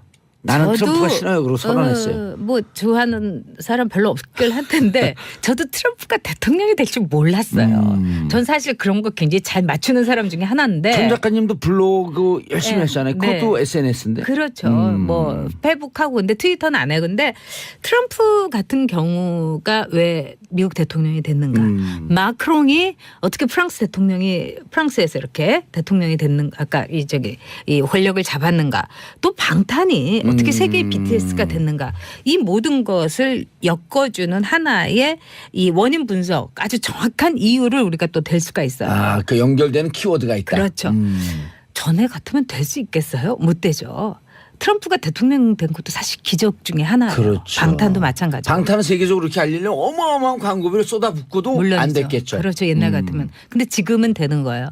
근데 왜 지금 되느냐. 여기에 대해서 이 한 미국의 이제 심리학자가 분석을 한 게 있어요. 제가 그 이름을 지금 까먹었는데 예. 그냥 그래도 내용은 안 까먹었으니까 그러네. 확실히 말씀드릴게요. 첫째는 뭐냐면은 disintermediate 시대다. 그러니까 중간 과정이 없어진 시대다 이거예요. 옛날 같으면 방탄이 뜨거나 이러려면은 중간에 뭐 엔터테인먼트 대형 엔터테인먼트라든가 그 브로커라든가 내지는 언론이 끼고서 소개를 해줘야 되는 거예요.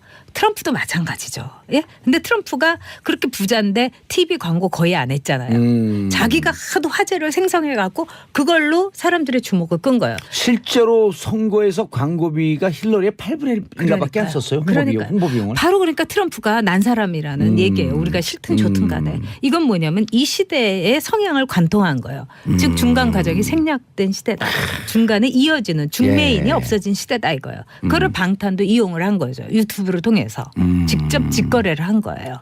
세계의 유저들하고요. 예. 그다음에 이제 두 번째로 이분이 이제 why 트럼프, why 마크롱 이러면서 뭐라고 하냐면 매우 사적인 교감을 했다는 거예요. 바로 옆에 있는 사람처럼. 그렇죠. 그렇기도 하고 또 미국의 유권자들도 그동안은 대중 속의 한 사람으로서 트럼프를 봤는데 트럼프하고 트윗을 하고 1대1로 그러니까 하는 것 같다. 1대1로 되고 그동안 미웠던 것도 트럼프가 트윗하면서 나하고 1대1로 뭐 가끔 가다가 좋아요도 눌러주고 막 이러면은 이해가 되는 거예요. 트럼프도 이뻐지기 시작하고 아 귀여운데 예. 미워할 수 없는데 이렇게 된 거예요. 예. 그러니까 방탄도 철저하게 1대1로 세계의 유저들하고 교감을 한 거죠. 6122님 봉도사님 작년에 중학생 우리 딸에게 생일 선물로 방탄 공연 거금을 들여서 제일 앞자리 A석 사줬나 보네요. 거금을 들여서 제일 앞자리 잡아줬는데 방탄하고 악수하고 왔다고 한 달 동안 저랑 손도 안 잡았어요. 이게 현상이에요. 야 놀라운데요. 네, 놀랍죠. 저도 전 작가님 말씀 들으면서 보내준 동영상을 이제 몇 번 보고 네. 유튜브에서 좀 찾아보고 네. 그런데 대단한 신드롬이더라고요. 저는 이게 신드롬이 아니라고 생각해요. 그래요? 쌓이는 신드롬이었어요. 굉장히 그 독특하고 아주 그 익조틱하고 네. 그다음에 이러면서 우리가 눈을 둥그렇게 뜨고 싸이의 이제 강남 스타일을 막 따라도 하고 재밌었죠. 예. 재밌는 거예요. 근데 싸이한테는 어떤 특정한 한국적인 정서, 뭐 B급 정서 이런 게 있어서 그것이 관통된 거 예. 아니겠어요. 그런데 이제 방탄의 경우는 제가 볼 때는 어떤 음악이라는 또 소통이라는 보편성을 방탄은 가지고 있어요. 그래서 방탄은 단발성이 아니라 매우 꾸준히 한다. 오랫동안 장기적인 팬덤을 갖고 더욱더 확장할 거다. 저는 이렇게 봅니다. 방탄 포에버인데 근데 네. 저 이제 오늘 말씀 듣는 중에 다른 가수하고 이렇게 비교하면서 네. 제가 또 가까이서 본 가수들이 꽤 있거든요. 네, 네. 그분들이 간혹 결여되는 게 뭐냐면 능력으로 네. 승부한다라고 하는 것에 꽂혀 있는 나머지 인성 부분을 소홀히 하는 경우가 많아요. 네, 네. 근데 네. 이게 인성이라고 하는 것도 타고난 인성도 있지만 본인이 끊임없이 그것을 개발하고 지키려고 노력할 때 만들어지는 거거든요. 그럼요. 네. 아니 선천적 인성이 좋은데 그걸 후천적으로 망가뜨린 사람도 있는가 하면 있어요. 선천적으로 안 네. 좋은데 끊임없이 갈고 닦으면서 네. 그래서 방탄소년단의 인성이라고 얘기하는데 탁 이게 느낌이 오네요. 이 친구들은 제가 보기에는 정말 구김살이 없고 그다음에 열등감도 없어요. 이 친구들 중에서 영어를 잘하는 사람은 그 랩 몬스터 요즘 RM으로 이름으로 바꿨는데 그러니까 이니셜로 바꿨는데 이 친구가 영어를 굉장히 잘해요. 그리고 또 노력도 많이 하는 것 예. 같아요. 근데 이번에 이제 아메리칸 뮤직 어워드 끝난 뒤에 막 인터뷰를 하는데 이 친구가 이제 통역도 해주고 그래요. 하지만 통역을 하는 이 친구가 절대로 자기가 영어 잘한다고 뭐 내가 되지도 앞장서야지 않고. 그런 것도 없어요. 그리고 또 나머지 방탄 멤버도 그냥 자기들이 아는 영어 단어 꿰가지고 예. 알아들어라 그렇게 얘기를 하는 거예요. 근데 그 자연스러움 어떻게 보면 거기서 우리가 모르게 미묘한 영어라는 권력을 가지고도 또 어른들은 쪼잔하게 또 막 예, 그러잖아요. 맞아요. 영어 좀 얘네들은 한다고. 그런 거 없어요. 그리고 저는 그 아메리칸 뮤직 어워드에서 정말 제 후배가 그랬어요. 변방의 언어로 미국을 이렇게 사로잡았다 이러는데 한국어로 막 얘기를 하잖아요. 예. 노래하잖아요. 저는 그것도 참 감동적이었어요. 알겠습니다. 저도 방탄 아미가 될 것 같아요. 자, 전 작가님. 네. 너무 빨리 끝나면 안 되는데. 어쨌든 이게 우리 사회에 어마어마한 지금 그 충격을 주고 있어요. 그렇죠. 예, 그래서 미래 희망으로 오고 있다. 드디어 이제 한국이 명실상부한 선진국이 됐다는 생각이 들었어요. 저는. 예. 즉 우리나라의 경제력, 하드 파워와 방탄의 문화 파워. 소프트 파워. 여기서 우리가 이제 스마트 파워로만 가면 됩니다. 알겠습니다. 전 작가님 인사하시고요. 네, 오늘 방탄소년단 이야기를 하면서 예. 저도 저희 아들을 떠올렸어요. 우리 아들도 이제 미래가 있고 예. 그다음에 수능도 이제 수많은 선택 중에 하나가 되는 알겠습니다. 그런 다양화의 새해로 가는 게 아닌가 싶어요. 알겠습니다. 저는 마지막으로 전 작가님이 추천한 방탄소년단 노래 피땀 눈물 들으면서 물러가겠습니다. 내일은 토요일, 내일 금요일이죠. 내일 10시 5분에 다시 찾아뵙겠습니다. 평화를 사랑하는 대한민국 국민 여러분 감사합니다. 땡큐 피스 코리아 피땀 눈물. 들여다봐야 하는 문제입니다. 그렇죠. 예. 아니 근데 나라가 어떻게 이 모양으로 만들고 한 9년을 그렇게 운영하도 그 정점에 있는 사람 포토라인에 하나 못 세우고 이게 무슨 나라예요? 나라다운 나라라고 대통령이 얘기했는데 법원도 그래 검찰도 그래 그냥 어떻게든 자기들 그 세력 싸움에만 골두에 있어갖고 몰두에 있어갖고 그렇죠? 예, 아까 말씀하셨지만 그 노동 현장에 대한 그 정치권의 각성도 말씀하셨는데요. 이 강원랜드를 포함해서 이 취업 청탁과 관련된 것도 정치권에서 좀 나서야 합니다. 그 취업 여기에- 청탁이 발견되면 외국 같은 경우는 선진국 같은 경우는 취업 취소 아니에요. 그러니까 그렇죠. 절대 청탁 못하는 거예요. 그럼요. 그래서 특히나 여기에 정치인들이 좀 개입돼 있어서 좀 소극적인 거 아니냐라는 국민 시선이 있거든요. 예. 이런 때일수록 좀 더 맞아요. 바짝 나서야 할 것 같습니다. 예. 참 이게 아니 취업 준비하고 있었던 그 취준생들 이 얘기 나올 때마다 아주 그냥 그날 하루 공부 되겠어요? 열받아갖고. 열 받고 가슴도 찢어지죠. 예. 네. 도대체 그리고 이렇게 해놓고 이런 거예요. 낙장 불입입니다. 어쩔 수 없어요. 취업은 됐어요. 부정으로 돌아도 취업은 취업이다. 옛날에 그 전두환 그 군사 독재 정권 5.18 광주항쟁 끝나고 난 다음에 법정에서 그런 얘기 한 적 있잖아요. 그 신한국당 국회의원 된 사람이 나중에 그렇죠. 성공한 쿠데타는 처벌할 수 없다. 예. 취업이 이미 됐기 때문에 불법 청탁은 처벌할 수 없다. 이런 거 제도 고쳐야 되잖아요. 그러라고 국회의원 만들어준 거 아니에요? 제도 고쳐야죠. 그리고 아까 말씀하셨지만 취업 준비하는 취준생들만 말씀하셨는데 예. 실제로 취준생을 둔 부모들도 마음이 그러면 더 그럼요. 아파요. 더 아프죠. 더 네. 아파 본인들보다. 예예. 예. 또 부모님 마음 아픈 얘기는 또 나오네. 왜 이래 이 오늘 기사들이. 오늘 보도가 좀 그렇네요. 예. 이거 누가 고른 거예요 기사? 제가 어떻게 하다 보니까 골랐는데요. 우리 PD들이 고른 거 안 할 같은데? 수가 없어서 제가 골랐습니다. 다음도 예. 안 할 수가 없네요. 중요한 뉴스니까 한 거죠? 예예예.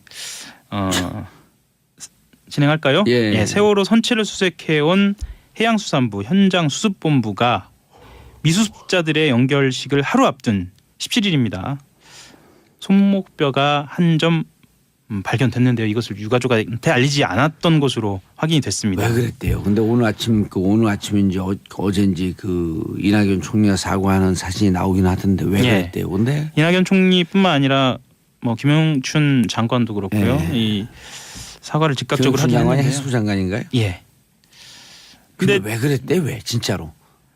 지금까지 알려진 바로는 당시에 김현태 수습본부 부본부장이 내가 책임지겠다라고 하면서 현장을 나갔다고 그래요.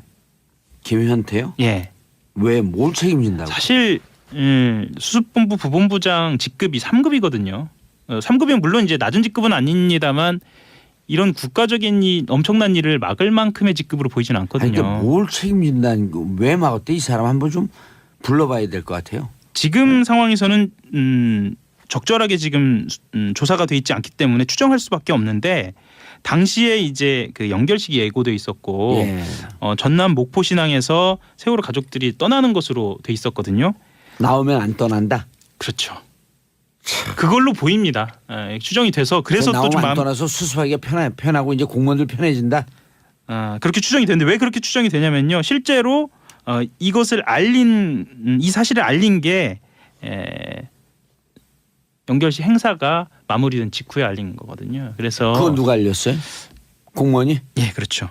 그리고 내부 고발자에 아니면 정식으로 알린 거예요? 정식으로 알린 겁니다. 그리고 당시 추가 유해가 발견됐다는 사실은 수습본부 본부장 이름을 얘기할 것 같습니다. 이철조 본부장 예. 그리고 김초롱 수습반장 등 수습본부 쪽 소수 관계자들만 공유를 하고 있었어요. 그러니까 책임은 수습본부 부본부장이 지겠다라고 했지만 사실 본부장까지 알고 있었던 알고 것으로. 있었고. 예. 이거 그래서- 철저히 조사했고 이거 문책사항 아니에요? 문책 사항입니다. 예. 그리고 대통령이 이미 지시를 했기 징계사항이죠. 예. 때문에요. 이거는 뭐라고 지시했어요? 철저히 조사하라. 그렇죠. 유감 표명했고요. 그래서 아까 말씀하신 그 법원에서 김관진 장관이 풀려난 상황뿐만 아니라 예. 이것 또한 쉽게 이해할 수 없는 예. 그러니까 적폐 세력들의 저항으로 볼 수밖에 없습니다. 그렇게밖에 볼 수 없어요. 끝났어요. 인사하시네. 한결의 하호영 기자였습니다. 예, 오선영 정말 이해가 가지도 않네요. 유가족 분들 두 번 죽이는 일이네요. 알겠습니다. 저는 광고 듣고 2부.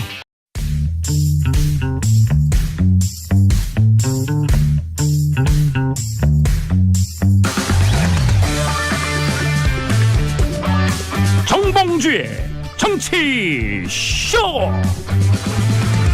안녕하세요. 시대의 양심 마성의 중독성 대체 불가 정봉주의 정치쇼 정봉주입니다. 자, 지금 이 시간 여러분이 가장 많이 찾아온 실시간 검색어는 김관진 전 국방장관 석방 법원 방어권 보장 필요하다. 자, 대만에 지진 났습니다. 환태평양 불레고리죠. 규모 5.5 꽤 큰 강도의 지진 났고요.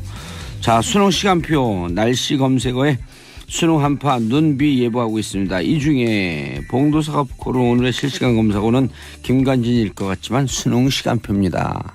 자, 수능 보는 학생들 지금 이 방송 들을 수 없겠지만요. 부모님들은 듣고 계시겠죠. 마음속으로 격려해 주시고요.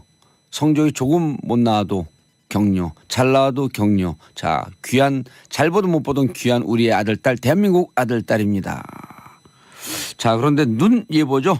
눈과 관련된 노래 진우의 엉뚱한 상상 듣고 1부 들어오겠습니다. 채널 고정하소서. 예, 여진 다행이에요. 지금 시험 끝날 때까지 예. 땅의 신이시여 고정하소서. 진짜 절대 안 됩니다. 예. 자, 김관진 구속 11일 만에 석방? 오늘 실시간 검색어가 김관진일 정도로 그만큼 관심이 많죠. 우리가 이따가 아빠 뉴스에서도 다루긴 할 텐데. 예. 자, 김관진을 향한 칼날이 어쨌든 부러졌다. 휘어졌다. 예.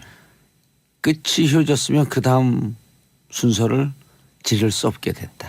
제가 여기 처음 그 방송에 나와서 드렸던 말씀인데 그 MB 그러니까 임관빈, 그렇죠.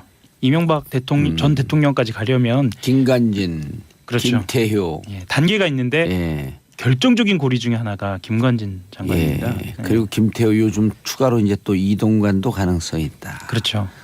근데 김태효 이동관을 건너뛰기가 어려워졌다. 그렇죠. 이명박 포토라인 세우기가 어려워졌다. 적폐청산이라는 것이 얼마나 어려운 것인가를 보여주는 단적인 예입니다. 우리 사회 내부에 강력히 존재하고 있는 안반과도 같은 수구 기득권 저항 세력들. 그 말도 그렇게 속삭이면서 하시나요? 그럼요. 예, 비장하잖아요. 알겠습니다. 몸에 비장이 상하면 다칩니다. 조심하십시오. 예. 예. 진짜 그 이제 MB 포토라인 초읽기에 들어갔다라고 봤다가 구석적 부심. 이게 보통 구석적 부심으로 나오는 경우는 10,000건 중에 한 건이 있을까 말까 하지 않아요? 매우 드물죠. 0.01%? 0.01 정도는 더 되고요. 예, 조금 더 되겠죠. 예, 한 10% 정도 되는 걸로 저는 알고 10%까지는 안 있는데요. 될 거예요. 예, 예, 뭐 예. 통계는 정확히 모릅니다만 예. 정치적 사건을 구석적 부심으로 풀어줬다. 이것은 세력 간의 싸움에서 밀렸다 이렇게 보는 게 맞죠. 사법부에 대해서 이렇게 세력 싸움이다라고 얘기하기는 조금 민망하긴 하지만 아니요, 민망하지 않아요. 세력 그런가요? 싸움이라고 봐야 돼요. 최소한의 공정성을 좀 지켜주기를 좀 바라는 마음이 예, 있습니다. 한결의 공정성을 지켜야죠. 예, 아니 그쪽으로 또 칩니까? 예, 네. 알겠습니다. 공정성을 지키고 있습니다. 예, 예. 최선을 다하고 있습니다. 예. 자, 다음 뉴스. 수능 고3 또 다른 고3 이야기. 어제 촛불 들고 학생들 많이 나왔죠 거리에. 특성화고 실습생 이민호 군의 죽음. 이민호 군 이야기가 예. 하나둘씩 알려지면서 정말 안타깝기 그지 없는데요. 원래 특성화고 진학을 할 때 부모님 몰래 진학을 했다고 그래요. 왜요? 이게 뭐냐면 부모님 건강을 걱정해서 빨리 취업을 해서 부모님 도와주겠다. 예, 도와드려야겠다. 그래서 실제로 현장 실습을 해서 한 달에 250만 원을 받았는데요. 그게 그냥 받은 게 아니에요. 꽤 많이 받았다고 생각이 예, 드시죠. 예. 실습인데 그게 아니라 주말 근무랑 특근까지 다 한 거예요. 그러니까 쉴 새 없이. 부모님 위해서. 예.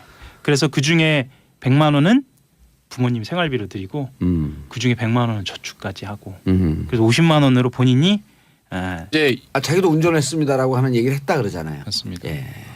근데 그 아주 긴 거리에 그 오는 그 동영상을 왜 이제서 공개했냐 여러 민감한 예민한 부분이 있어서 그렇겠죠. 그렇습니다. 이게 2번 연기한 끝에 예. 어제 공개를 했거든요.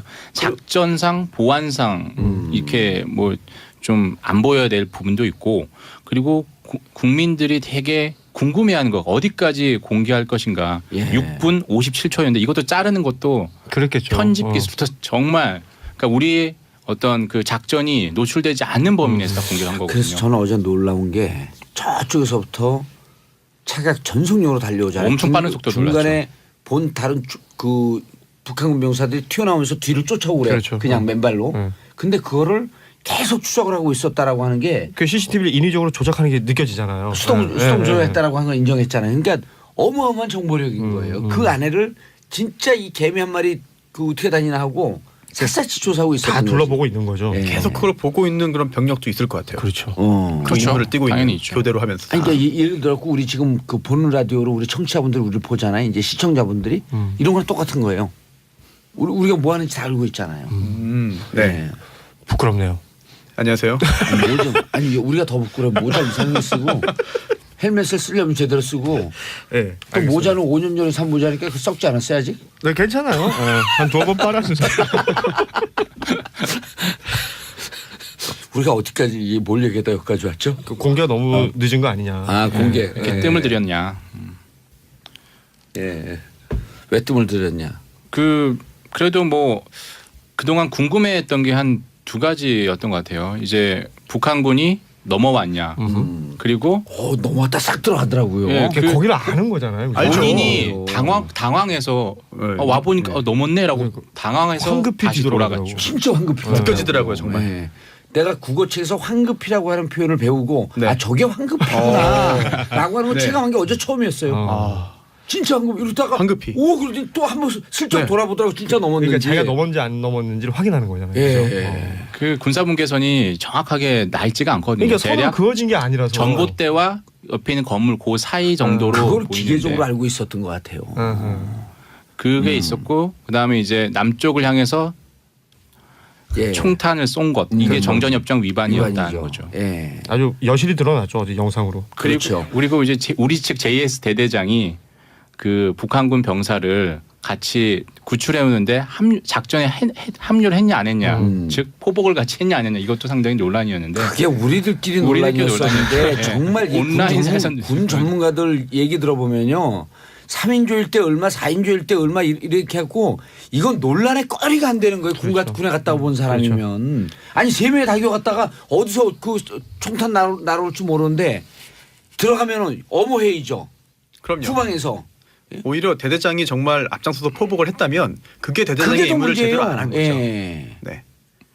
다 각자 역할과 임무가 있는 건데. 그럼요. 사람들이 그러니까 대대장이 진짜 포복했고 하게 되면 뭐 처음엔 잘했다 그러면 좀 지나면 대대장이 정봉준가 그래요. 왜냐면 관종? 그리고 또 일부 언론에서 이렇게 말했습니다. 제보를 받았는데 예.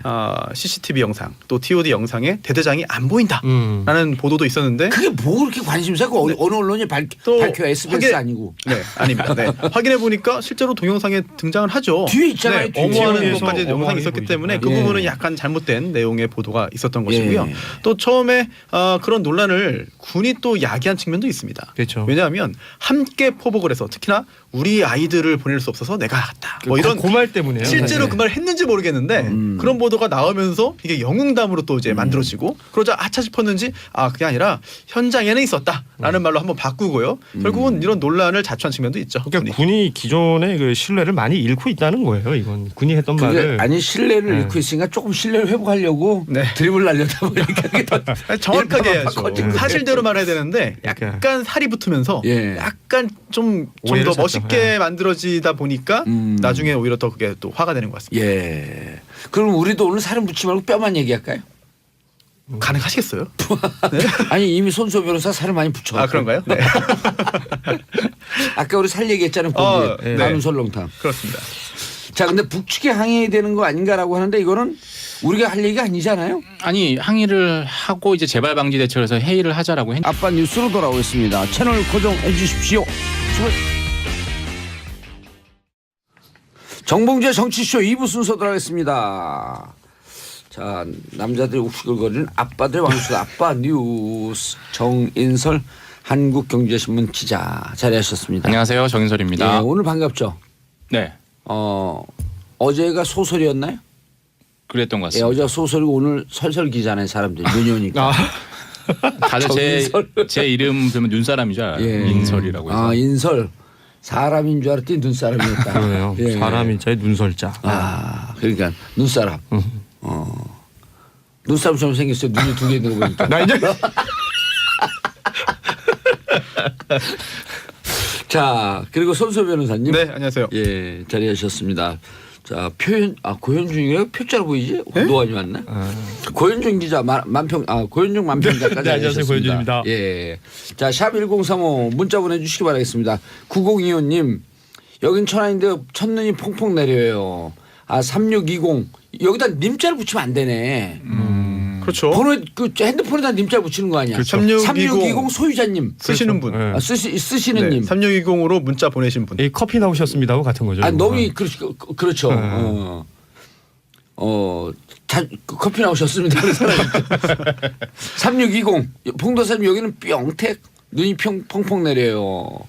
모두 다 안전운전하세요. 감사합니다. 최수진님 이럴 때는 이제 그렇죠. 최수진님 오늘 수지 맞으셨나? 오늘 이사하는 날인데 눈이 오네 일하면서 절망 중입니다. 왜요? 눈이 오니까 미끄럽고 불편할까 봐. 이사하기 힘들죠. 힘들구나. 김충식님 여기 부천 햇빛 쨍쨍해요. 저도 눈 보고 싶어요. 거울 보세요. 그럼 눈 보여요. 오늘 좀 심하네요. 그렇네요. 네. 거울 보시면 내 눈이 보여요. 아빠들 왕수다. 근데 오늘 화가 나갔고요. 왜요? 김관진. 김관진 그리고 저거 뭐예요? 아까 이민호 군의 죽음. 제주의 예. 현장 실습 갔던 친구요. 예. 아유 속상해갖고 첫 번째 뉴스 정인눈 기자님. 네.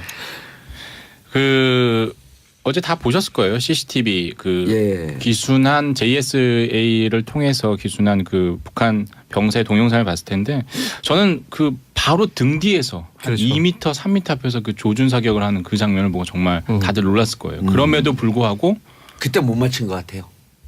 뭐 관통은 안 했겠죠. 아마 권총을 쏴본 분들은 아실 텐데 권총 사격이 정말 어렵습니다. 권총 사격이 5m 앞에서도 못 맞춰요. 정말 못 맞춰요. 근데 이제 나중에 그 AK 소총을 들고 있었던 엎드려 쌀을 했던 그 추격조 같은 경우는 좀 약간 늦게 합류를 했었고. 그게 권총으로 다 맞은 거죠? 다 AK 소총도 같이 있습니다. AK 소총 탄알도 나왔어요? 맞습니다. 야, AK 소총을 맞고 사는 거예요? 그렇죠. 어깨 그리고 복부 대여섯 발 정도를 맞았다라고 하잖아요. 거기 그 지점에 AK 소총 반입이 가능한가요?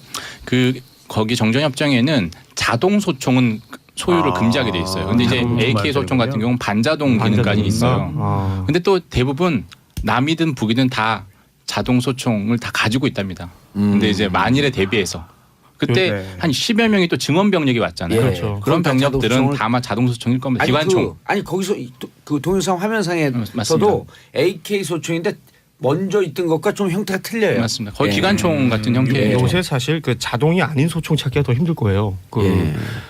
이게 지금 상박, 그러니까 우리가 흔히 말하는 알통 쪽은 관통을 당했다 그러고, 그리고 등 뒤쪽에서 맞아서 겨드랑이 쪽으로 이제 사입하고 사출이 이게 사이즈가 다르잖아요. 틀리잖아요. 그래서 그 겨드랑이 쪽은 아예 터졌다 그러고 그 등 가운데로 들어간 부분은 장기를 아예 휘저어놨다 그러는 거 보니까 이게 소총이 맞는 것 같습니다. 소총으로 맞았네. 장기 휘저어놨으면 그 권총 탄환은 그렇게 못하거든요. 그렇죠.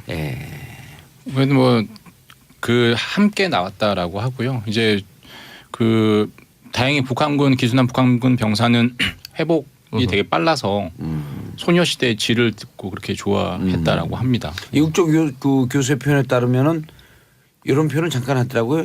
특수 훈련을 받아서 아주 강인하다. 25세 건장한 청년이고 미남이다 이렇게까지 얘기를 하더라고요. 그러니까 그 판문점 근처에서 그 운전병이라고 할지라도 훈련을 강도 높게 받은 친구 같아요. 그렇습니다. 뭐 운전병을 추정을 하고 있는 거죠 지금. 그리고 생활비를 사용하려고 했는데 그 50만 원을 사용하지도 못하고. 첫 달에 이랬나요? 그렇죠. 그렇게 돼서 참 가정이 어렵다 보니까 뭐 친구들하고 어울리는 것도 좀 자제할 정도로 착한 아이였다라는 이야기를 하기도 하고요. 그리고 이전에도 고인이 작업장에서 기계를 고치다가 떨어져서 갈비뼈를 다친 적도 있었다라는 이야기도 좀 들리고요. 그럼에도 불구하고 아주 성실하게 직장에 나갔다고 그래요. 그리고 지금 현장 상황도 좀 속속 전해지고 있습니다. 현장 상황 속속 전해지고 있는데요. 원래대로라면 규정상 현장 실습을 지도할 능력을 갖춘 담당자를 배치하고 그 옆에 누군가가 있어야 한다라는 규정이 있는데요. CCTV가 공개가 됐죠. 그런데 현장에 혼자 있었고요. 상당 기간 동안 혼자 고통 속에 그렇게 일부에 실려간 모습까지 공개가 됐습니다. 좀 안타까운 사연이죠. 말하자면 다른 고3 이야기입니다. 지금 수능을 치르고 있는 고3 학생들도 있지만요. 그리고 오늘 또 마침 생일입니다. 또 생일입니다. 그래서 오늘 제주시청 앞에서 추모문화제도 아마 열릴 예정입니다. 이게 뭐 그 이렇게 실습 나가는 학생들 여기뿐만 아니라 또 어제 그제도 저희가 소개를 해줬는데 너무 과로에 힘이 들어갔고 스스로 목숨을 끊은 친구들, 실적을 못 올려서 목숨을 끊은 친구들도 있고. 대체로 아마 근무 시간 외에 야간 근무랑 주말 근무까지 하는 것으로 알려졌습니다. 이건 철저하게 좀 조사가 필요한 대목입니다. 막 사회에 첫발 들이기도 전에 꽃이 피어보기도 전에 이렇게 우리 곁을 떠난 이런 이런 거 보고 정치인과 그 우리 정부 정말 반성해야 되는데 무슨 국회에서도 이런 다루거나 이런 움직임이 지금 없죠. 국회는 지금 없고요. 일단 대책위원회가 꾸려져 있고 국회도 곧 나설 것으로 보입니다. 그리고 나서야 하고요. 당연히 그래야 할 것 같고요. 제주 지역의 국회의원이 세 분 다 민주당 출신들 아닌가요? 맞습니다. 맞고요. 실제로 제주도 내에서는 21개 시민단체가 공동대책위원회를 꾸리기도 했고요. 좀 발빠르게 움직이고 있는 것으로 그렇게 보이고 있습니다. 시민사회운동단체도 움직여야 되지만 정치권이 움직여줘야죠. 정치권이 움직여야 실효적인 대책이 나오죠. 그럼요. 손은 아침부터 가슴에 피눈물이 나네요. 손은경님 어떡해요. 그리 효자들인데 피도 못하고 마음 아픕니다. 8672님 노동 현장에는 노동만 있을 뿐 노동자는 없습니다. 사람은 없다는 말이죠. 사람다운 사람이 먼저다. 대통령의 말씀인데 여전히 사람은 없다. 아유 가슴이 아픕니다. 정치권이 좀 적극적으로 빠르게 나섰으면 좋겠어요. 그렇죠? 네. 네. 알겠습니다. 다음 뉴스요. 네, 강원랜드 이야기를 좀 할까요? 예. 대표적으로 청탁받아 취업시킨 이것 때문에 굉장히 공분을 산 기업인데요. 예. 이 강원랜드의 채용 청탁으로 공채가 진행된 사실이 이명박 정권 때도 있었다라는 보도가 나왔어요. 한겨레가 확보한 자료인데요. 2008년도 강원랜드 채용 자료를 보니까요. 그해 7월에서 8월 서비스 딜러 부문 공채에서 채용한 200명 예. 각각 100명씩입니다. 가운데 50%가 내 외부 청탁자와 연결된 것으로 인사팀이 분류했어요. 그러니까 간단하게 설명을 드리면요. 100명은 공채로 뽑고 나머지 50명은 이미 청탁. 그렇죠. 결정이 된 겁니다. 경쟁률을 보면은 청탁 대상자 경쟁률은 2대1 정도고요. 일반 응시자는 10대 1을 넘어섰습니다. 그래서 청탁자로 이름 올린 사람들도 한번 보면은요. 18대 한 의원이 있고요. 시군 단체장이 있고요. 또 지역 언론사, 경찰, 강원랜드 사회이사 등이 좀 포함되어 있고요. 심지어는 중앙부처 고위 관료도 있고 새누리당 당협위원장, 당신은 한나라당이죠. 예. 이렇게 청탁한 것으로 분류가 돼 있습니다. 실제로 수능 봐서 대학 가고 예. 대학 가서 취업을 또 졸업해서 하게 되잖아요. 예. 정말 이런 아까도 말씀드렸지만 이 노동 환경뿐만 아니라 이 취업과 관련된 공정성은 반드시 지켜져야 하는 이것도 좀 자세하게 좀